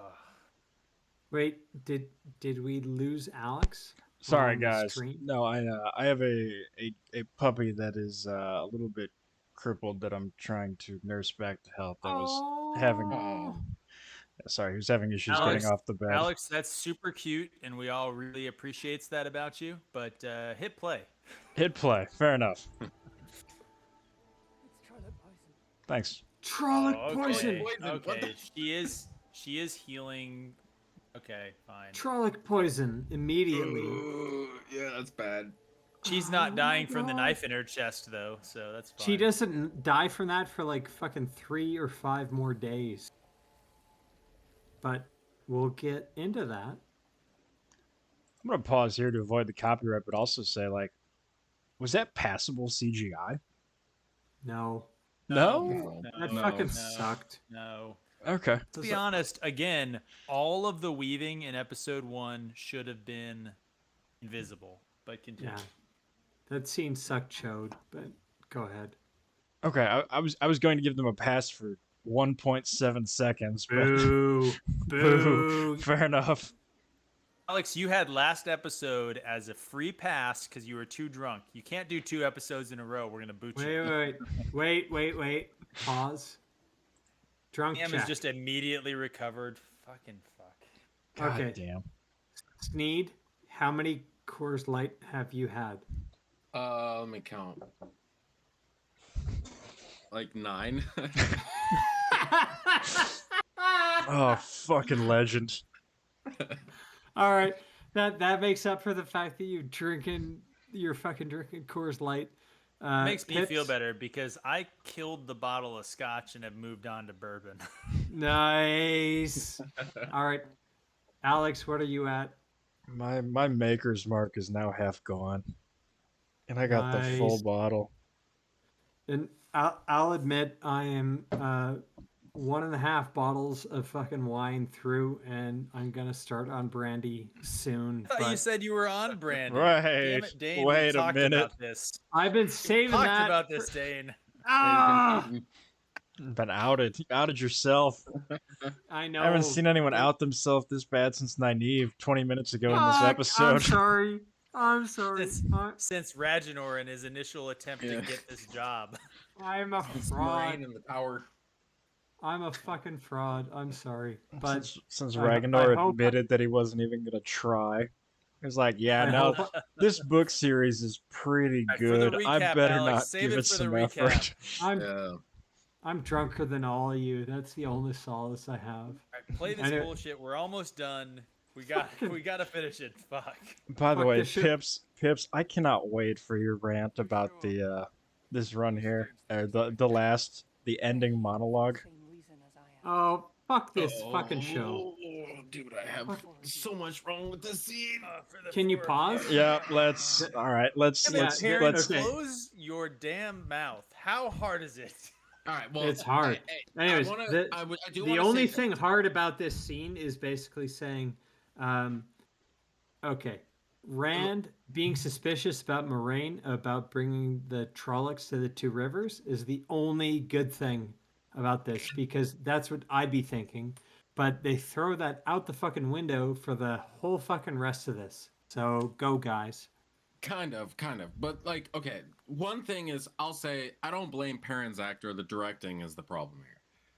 Yeah. Another thing is, like, I'll agree You've with that. missed I'll agree with so that. I really much- don't have any problem with the actual actors themselves. It is the director and the script. Yeah. I agree. Oh, yeah, no, it's definitely I'm not sure that I'm there. Nynaeve's actor is not great. Look, Mark- look, Mark- She's been I'm not- great. I'm not gonna She's say been that I great love tugged the into the actors. fucking mountains. So this is the thing. I'm though, not this going is to the say I thing, though. love the actors, but I'm Yes. not going to say that I fault any of them individually. Marcus There are- Marcus Rutherford, who plays Perrin. Like, if you look at his Twitter, he does kind of have an open mouth gape thing going on. Like, All right, Hey. seal break. Going. What's the See you casting guys director? in 10 seconds. But this is the thing. There are like, all right, Samuel L. Jackson is not a good actor, but as soon as Quentin Tarantino, a good director, gets him, he's amazing. He's fucking Charleston Heston. So I think a lot of times acting is a problem of the director and the script writer. And like I could understand, dude, if you read this script, there's no way if you were an actor, you wouldn't be like, nah, fuck this show. I'm not gonna give any effort at all. Like you'd be like, nah, fuck this. So I 100% agree with that in theory, with the exception of Gary Oldman. Every actor can only go plus or minus 10% different from their own personality. That's fair. So I agree with you. This was a mistake of the casting director. But man, this was bad. Like, okay, but outside of that mistake, which unfortunately is irreconcilable, what else do you guys have here? Because this is rough. Everything I have is in a couple of seconds. All right, I can run it. 20 years ago, there was a woman at the White Tower. Exposition. An Aes Sedai But first of with all, eyes so right here, Not the case in she the books. wasn't blind. She wasn't fucking like why invent that? Like, oh, she was blind. First of all, you can't weave the one power if you can't see. Because we're Like- copying off of better stories, and in Greek mythology all the seers are blind. This lore breaking bullshit that doesn't add anything. We never meet this character. It adds absolutely fucking nothing. It's a stupid line. She couldn't see anything and yet she saw. Like, fuck off, show. Well, top no, of that- no. What you're missing here is that they filmed the Guitarra Moroso prologue. There is a scene that we were not shown that has Guitarra Morosa delivering the Dragon Reborn prophecy. It Oh was my just God. so Dude, vile and can so you imagine- disgusting that Yeah, can you Amazon imagine- made them take it out for the Can you imagine better. seeing that fucking scene? Like we all open up this show, and we've all been telling people, "Oh, this show's gonna suck ass," and people are like, "No, it's gonna be great. It's gonna be great." And we open up on that fucking scene, like, no, dude, no fucking way. Like, All right. No, That Okay, was keep- 100% keep what was written. rolling. The reason that they filmed filmed something worse. Blind guitar, a terrible prologue. Let's go. She couldn't see anything. Yet still she saw. Such Fuck a cliche off. bullshit line. Oh, the turning of the It- wheel. The Dark One is working. It wasn't just guitar. Everybody who contributed to the prophecies of the dragon, the Okay, Promethean Here cycle, we go. they all This is gonna had be- elements of the foretelling, right? It wasn't just Guitarra. She was not special. There are other characters that have foretelling. Min as a what? We gets can't know revealed any of later. those. We can't know Elena. any of that though because all of them talk about a dude. No, but this is one of the cool fucking things about the flashbacks in Roydian, where Rand is going further and further back into time. Is the Aes Sedai are beginning to get visions of what the future would look like, and it's what prompted them to do the whole Eye of the World, right? 100 male and female Aes Sedai to create a well of pure untainted Sidene for the dragon 1,000 years hence to save the world. Well, actually, earlier than that. It's the Eye of the fucking World epic. was It's like- literally right after the strike on Sheol, like before the fall of Paradisen. Hmm. Was it? Anyway, I yeah. thought that the Eye of the World was one of many plans, including the Choden Call to, they No, were building super weapons to oppose the Dark One. No, because we see No, Dain's right about the flashbacks in Ruidian, but we see the flashback to when the Green Man and one of the Aiel is there to witness it. So we know that they're in the Hall of the Servants having this discussion, and they're about to go send the Green Man with the Horn of Valir and everything else to go and But- basically be the protector of the Eye. But that's before, or sorry, that's after the strike on Shale Ghul because Yes. that happens in the flashback after. And so what's implied by that flashback is people are beginning to have foretelling and what needs to be done. And there's nothing more fucking Chad than that scene there where there are 50 or however many male Aes Sedai who are not corrupted by the taint, which is already wreaving havoc on the world, who are willing to go with the female Aes Sedai, so men and women working together to set up the well that is the eye of the world, where the horn, where the banner, where the source of Rand's power needs to come from, the untainted power to devastate the Shadow's army, etc. Everything from the eye of the world, which gets underplayed later on, but is super fucking important going forward. Everything about that setup in that fucking flashback, we And all need we that. get, Yeah, all we get is, sorry. but there will be one who can stand against Yeah, him. well, and I want to make a real quick point against that is like, but there will be one who can stand against him. And she mentions earlier in the episode, like, oh, there's they tried to chain darkness itself. Like in the first episode, we see dead ass people, and like lose Theron's dead children, his dead wife, his dead, and so we know, okay, the Dark One, he's fucking serious.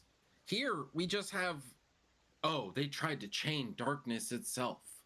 Like, Oh my that god! comes back up again later, where it's like, nope, yeah, the arrogance, yeah, that's yeah, Oh my and god! there's no Guys, actual like, okay, guys. who is the Dark One? Sorry. let's finish Did this we get? episode. Yeah, I got really fucking drunk, but all I wanted to say is there's nothing more fucking Chad than being one of those 50 male channelers at the end of the fucking world. Everything's going down. Someone says, "Hey, I have a foretelling." Wait, what's that? This is the first fucking thing I've ever heard of as foretellings go. But okay, you think you know the future and you think this needs to happen? I'll do it. And you know what? I'm going to sacrifice my life as well as all these 50 plus other people to make sure that this pool of Sidene is clean for someone 3,000 years from now. 100%.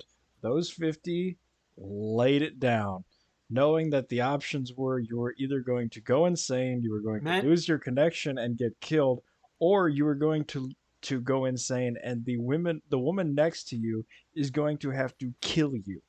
Like, talk about a sacrifice that just gets just completely eradicated. Like, And let's not diminish this. It's not just the men. The men are the ones who could go, like, they pick the men who aren't insane because they haven't either channeled it. But everyone that was involved with the project, which was 50%, if not more, women, they all sacrificed themselves for it. The Eye of the World is not just the male channelers doing this, it's the men and women together. yes, which is exactly the theme of the book, which is fucking epic. Things are only perfect when men and women work together. That is the ultimate theme of this goddamn series. And that is why it is so insulting that this fucking moron didn't get that and instead decided to make this into a fucking third wave feminist allegory of nonsense. Like, sorry. Dain, I know you and Pips are the guys that are supposed. Fourth wave. I'm sorry, you're correct. Fourth wave. I know you and Pips are supposed to be the guys that lose their mind about this, but I'm fucking heated about this bullshit. All right, well, I'm about to have some stuff. We just need to keep rolling the tape here so I can get my last couple comments in before we close this. Dragon has been born again. Oh, the dragon's been reborn again. And it's one of you. Then the most milquetoast fucking response.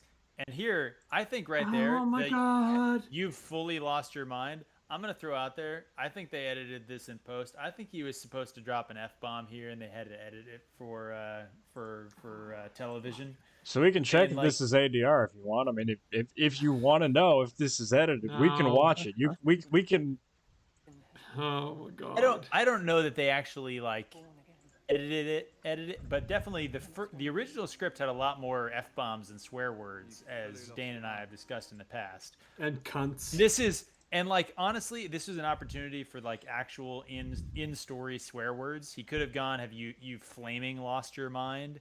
And instead, "Have you fully lost your mind?" Which is just like he was supposed to say, "Have you fucking lost your mind?" And somebody's like, "Dude, we can't have the F word in a story." And he's like, "Ah, fully," because they'd never read the book and didn't know flaming existed. Dan, I'm curious. Do you have the pitch script pulled up? So we looked at this before, and it doesn't have this line at all. There were too many changes. Okay, they did this change the line, scene. yeah. Okay. Yeah, they changed the whole fucking ending because they changed the whole fucking beginning. Yeah, Right, because the entire thing was incoherent. Well, no, the beginning was all Guitar Moroso, fucking her vision, and Tigraine on the Dragon Mount having a gender ambiguous birth because, I don't know, maybe she had too much afterbirth with the birth.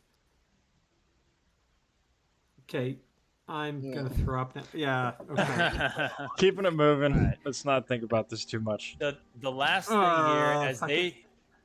they prepare to leave here, I just want you to think. They're about to leave. They're screeching. They're coming after you. Fine, whatever. Fuck off, show. But the books, right? Tam is laid up, too sick to get out of bed. Yep. Sneak out in the middle of the night. In the show, we're about to watch these children leave with a stranger in the middle, like literally between one and another Trolloc attack. In the intervening time period between two Trolloc attacks, and their family is standing there just like, oh my god, yeah, see you, bye. Whereas in the books, like Tam goes all the way to the White Tower looking for his son.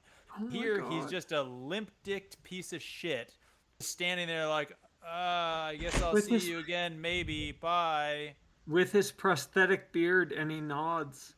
Anyway, let's go. Show. Let's get through. I think we said everything there is to say about. We might get corrected later on, but I do have one other thing. The distant screeching that we just saw on the subtitles. It's not a Drakkar. It's me. That's what it is. It's me. The Trollocs like do screech. 8 months. We saw that in the Trolloc attack to end. No, this is me 8 months after the fact, 12 time zones away, screeching, being like, "What the fuck are you doing?" But they're nowhere near that high pitched in any instance that we've seen. This is very much the screech. Very high pitched. Yes, it is a very high pitched, which in Hollywood productions means avian airborne screech, which made me think, oh, cool, we're about to get the Drakkar. So I was kind of like, okay, this one was rough, but maybe we're going to keep this sort of book related. No. You thought you were watching an adaptation of Robert Jordan's Wheel of Time. No, but the implication... Our LCC Sneed brought this out in his reviews, which I know I mentioned at the start of this, but anybody who's fucking... Everybody, you have no idea how much we are indebted to our Lord Captain Commander, because his reviews were the best. He put them out first. Everybody, whether it's Shad or Disparu or whatever, they all fucking read what he had to say. He was the top dog on all of this. And yeah, he was also the first one who said, Drakkar, we didn't see that. How the fuck did anybody know that people were fleeing Emmons Field? Did they have fucking tracking devices? Who the fuck knows? Anyways. Well, my problem here is like, okay, you see these torches. Yeah. What, 2-3 miles away? 30? 50? There's only the way the mountains are shaped, there's only one way they're coming. They're coming through Emmons Field. And we know I know. Trollocs eat people. Like wait. Sneed, we established in the last episode that they left half the sheep and had enough left over for modern art projects. So maybe they'll leave someone alone. Fuck it. Yeah, okay. These fins are kind of nice, macaroon. See a better sort of shot of their path through the mountains here in a little bit towards the end of the episode, I think. God. And yeah, it's like they're running right through the town. You're 100% right. Shout out to the Trollocs for having what must have been white phosphorus torches, because they are several miles away, and those torches are extremely visible. They discovered gunpowder before Eludra did. Anyone else bring up during all this shenanigans the fact that the only Fade we've seen so far was standing up on a hillside, sort of like watching everything happen, and the Trollocs were just on their own, charging straight forward into a channeler who was just wrecking him? Like, sure, I guess Trollocs don't need to be pushed to violence anymore. Like, they're just not afraid. She wrecked them with disemboweling weaves before she decided to fucking nuke the wine spring inn for them. But we don't get to see the Fade until the next. We don't get to see the Fade until we get the Sarlacc shot in the next fucking episode. I mean, had the Fade been there, they probably wouldn't have stopped to roar before letting her charge up her magic and then charge at her. I think we see the Fade. We see the Fade up on the fucking hilltop in the middle of the attack. You don't see the Sarlacc mouth, but let's advance forward. This isn't going to get any. It's the sandworm. It's both. Dark One's army. 300 at least. What? How'd they get here so fast? You're coming with me.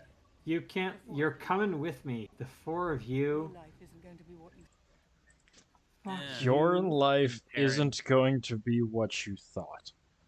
What a compelling argument for you need to come with me. Yeah, just keep going. Again, it gets worse. The final character assassination here. Instead of Egwene having drive and ambition and personal motive and wanting to get out of the village and see the world, nope. She's just one more. You have to leave. It's not a choice you're making. No agency involved. Fuck off. Wait, let's pause here and let's go on a bit of side tangent about what a Taviran is. That Dain hit it. Hey, it's not introduced in the show. It doesn't exist. I know, but that's not true. There were rumors of 4 Taviran there. Fuck off, Alex. Fuck. All right, Taviran, and what is that like a tavern, like the Wine Spring Inn? There's 4 Wine Spring Inns. Fuck off, Pips. Well, there's only 3 now that Moraine wrecked it. I'm gonna have a fun conversation with Sneed, who's my best bud, and fuck you guys. But from a writing point of view, what is a Taviran, right? It's basically Deus Ex Machina ad infinitum for a limited amount of characters. And what we have to give Robert Jordan credit for is that he left it to 3, and then he made some downsides to it. But ultimately, when he is describing Taviran being a central weave in his whole pattern, is that coincidence, chance, happenstance, all that stuff is par for the course when dealing with character A, but not just character free will. Yeah, but it's character ABC. So I'm only mad at Robert Jordan for taking this idea, stealing it before anyone else could take it. But he took it, he applied it to 3 characters, he admittedly made it limited, and he made sure that it only applied to 3 and not more of his characters.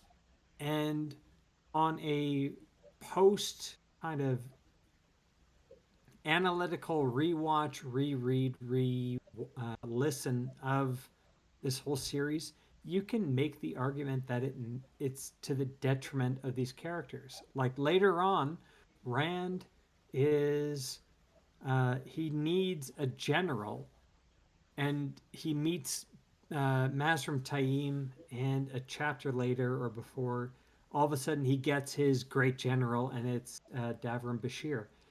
More than that is in the Eye of the World. They introduced the concept of Taviran, and the chapter later, it's the explanation as to why he's able to get out of his whole situation with Elida and Morghese and Gareth Bryn in the middle of the Palace of Camelin. Like, We got Yeah, around that by just not Robert having that. Jordan straight up canonized plot armor. He straight up said, in universe, plot armor exists for Yes. these three characters, which Yes. is awesome. But what he is kept it even to those three characters, yes, and he put rules on it, and he put a downside to it when he added in the bubbles of evil. and the loss of also- free and will. also- But what is And also, significant about bad this? shit happened.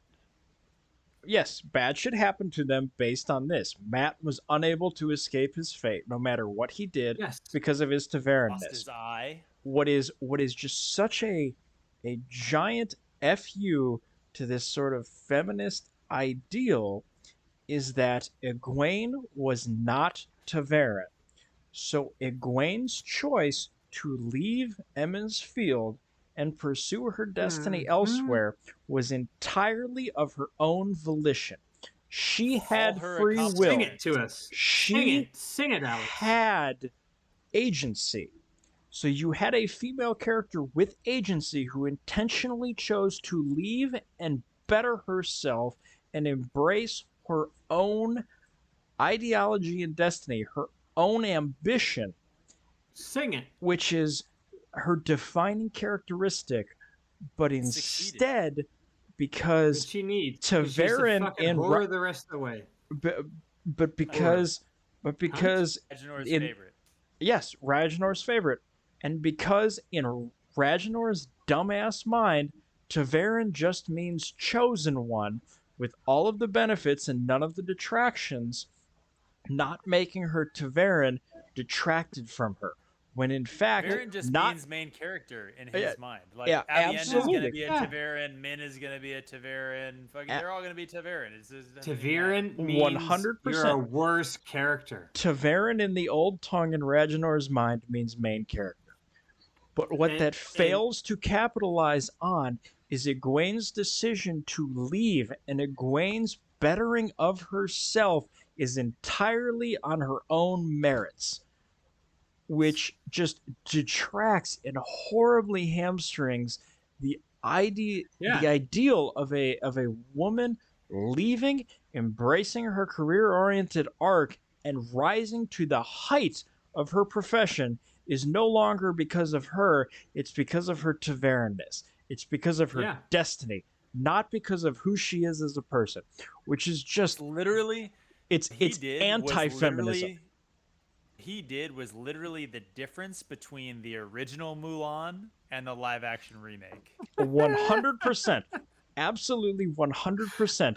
Egwene in this version has a high amount of chi, as opposed to in the books where Egwene was just a highly ambitious, highly intelligent, highly opportunistic person who was in the right place at the right time and was able to establish herself based on her intelligence and her abilities. But now she's just Taverran. Everything that she does is established and driven by the pattern because the creator wills it. And it's just the ultimate attempt to be an equal-minded individual, a so-called feminist. They were trying to make her better and consequentially made her worse.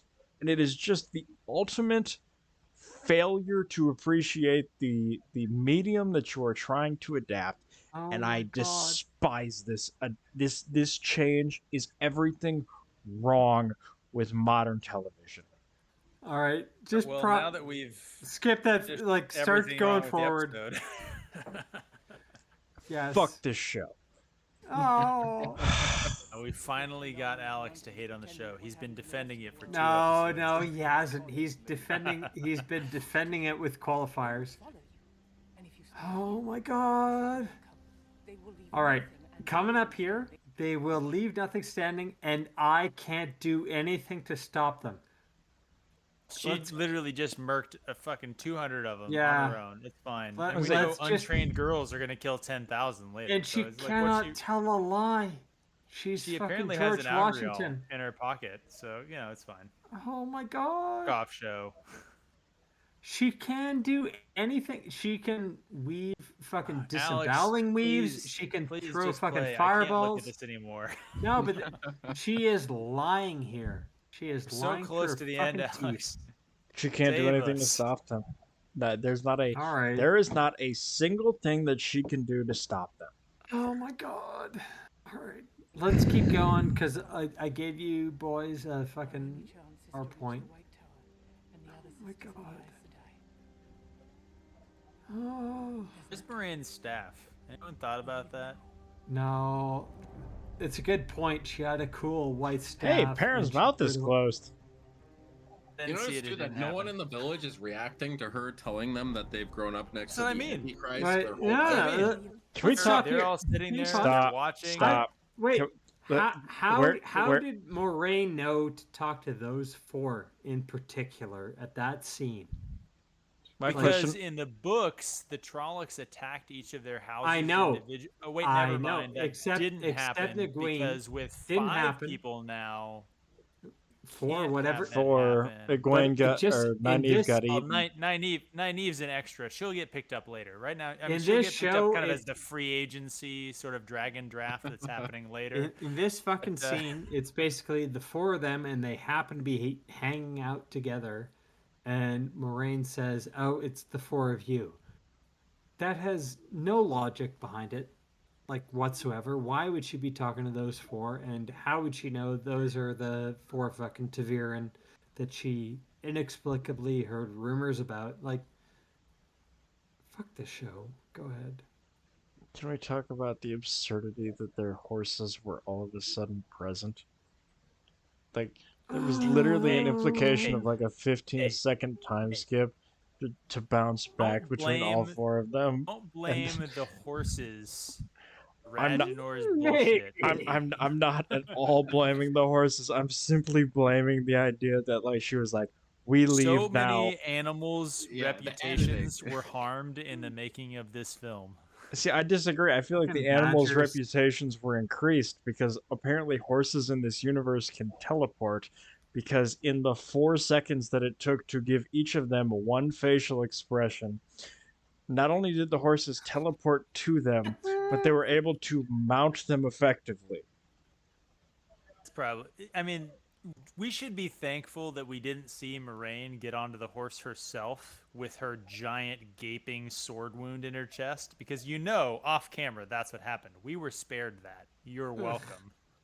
See, I remember the scene in The Two Towers where Aragorn and Gandalf are walking down the stables, and Gandalf says, "On the 5th day, look to the east," where they apparently established the fact that horses are kept in stables, and that if you want to mount a horse, you need to walk to the stables in order to mount the horse.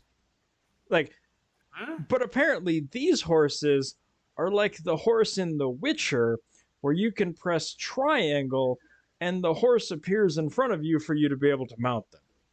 Nice. I thought we already discussed the fact that most things in this show are just pilfered from a better franchise. Yes, minus all of the context and what And the makes them triangle. great. Yes, you just All press right. the triangle button. Brains, Let's go. Brain's horse is discount Shadowfax. This show. And Land's Fuck horse those is two little discount cunts. Roach. Bro, where did they get horses from? Where did Rand get a horse from? Doesn't matter. Let's go.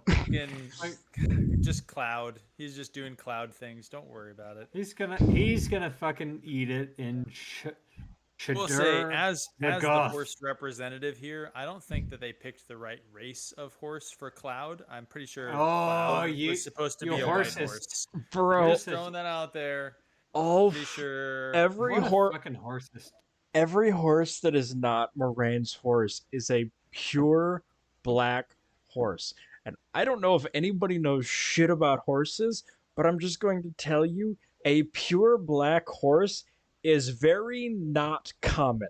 In fact, I have they are horses. very valuable. The idea that you can get a horse You've just without been hanging around the wrong type of horses. I can Yeah. tell. I mean, look at my avatar. I know some things about horses. And, Moraine's horse you is should a stop. fucking dapple.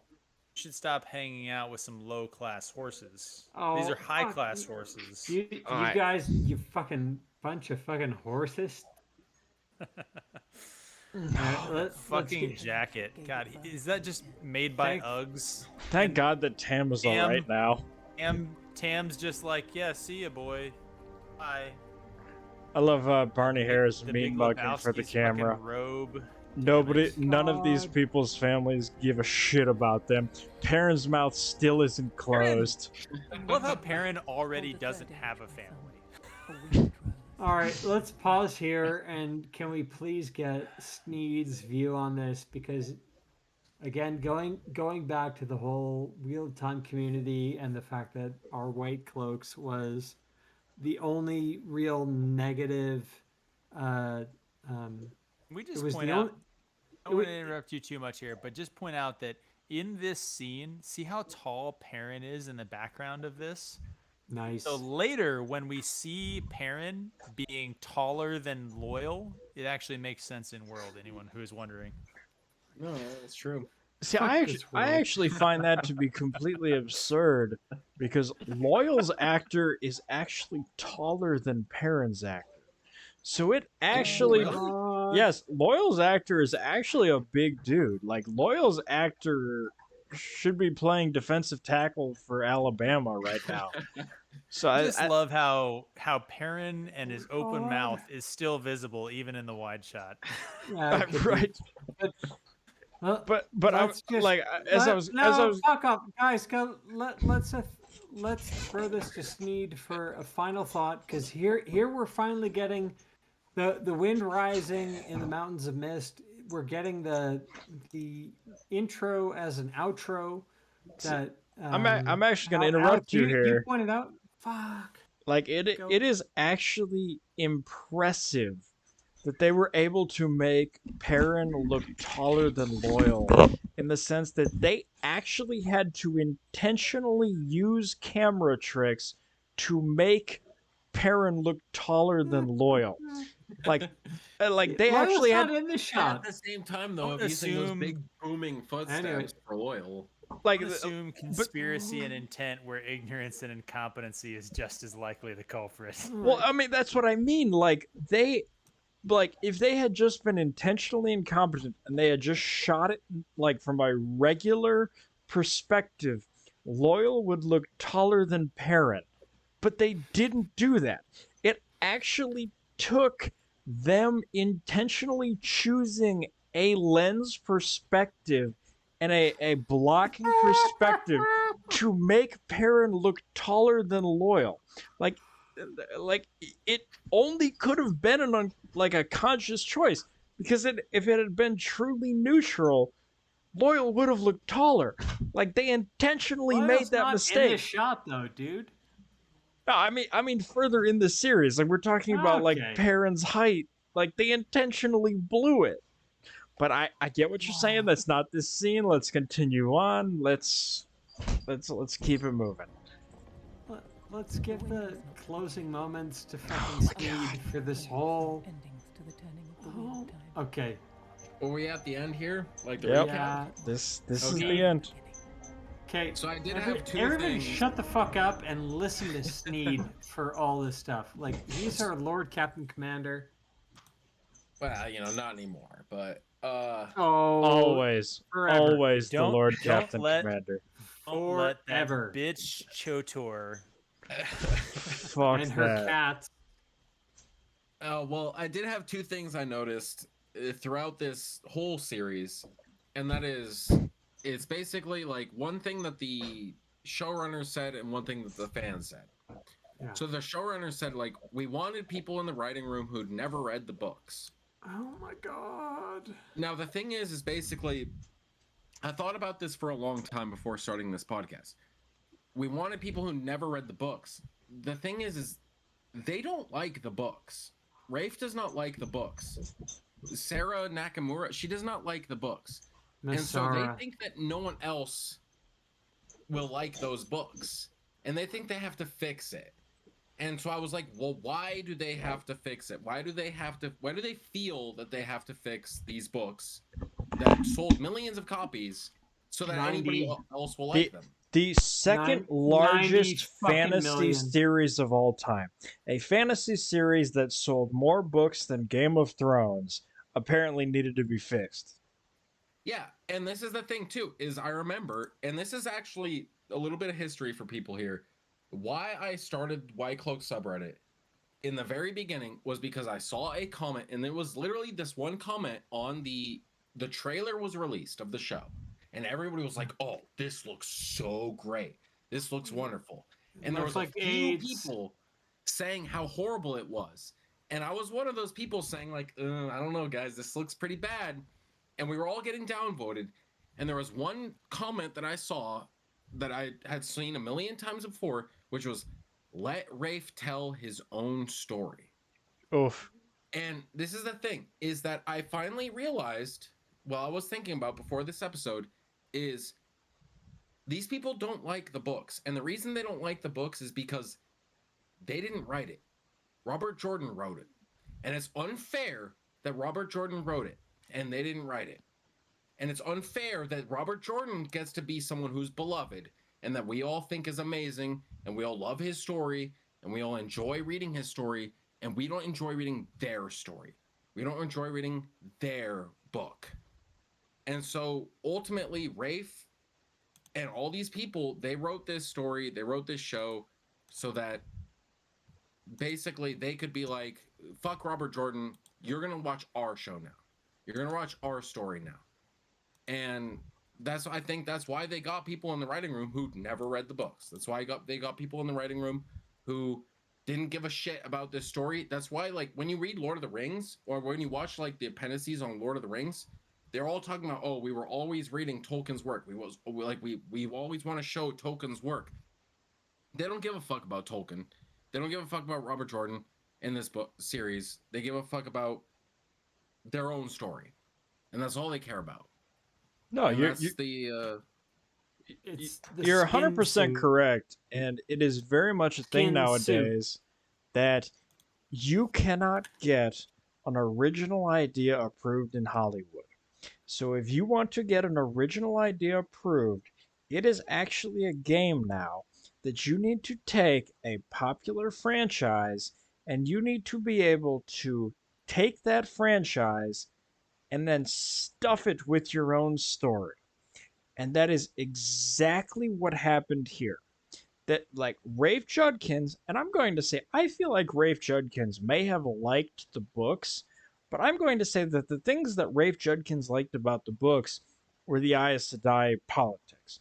Rafe Judkins liked the idea of a potentially bisexual character in Moraine that, he wanted to focus on her, or, the lesbian side of her bisexuality. And that's why we rocketed right towards Tarvalon, because the part of the books that he liked was her relationship with Swan Sanche.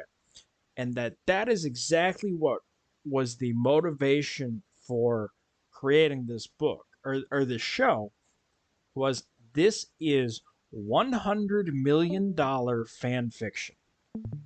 Like, this is 100%. If Rafe Judkins was on fanfiction.net and had decided that this was his, the story that he was going to write about the Wheel of Time, this is what he would have written. Like, that is what we are watching here today, is exactly what you're describing. Just people that don't respect what was written at all. They don't give a shit about, the themes, the ideas, the experiences of the author. This is their perversion of the original story. If I could just pop in there, I think that's about as good as we're gonna get on a summary for the episode 1. Do we want to take a couple minute break and then come back and hit the episode 1 overview, all the stuff that we missed or drunkenly forgot to say? Most of it was drunk, forgotten to say. It's not gonna get better in the recap. It is 'Cause not. I'm fucking drunk. All right, Yeah, I'm fucking wasted, guys. Yep, I'm hitting stop recording, and the what we are about to see in this recap is the pure, unfiltered, unadulterated thoughts regarding this goddamn disaster of a fucking show. So, God bless and good luck to you all.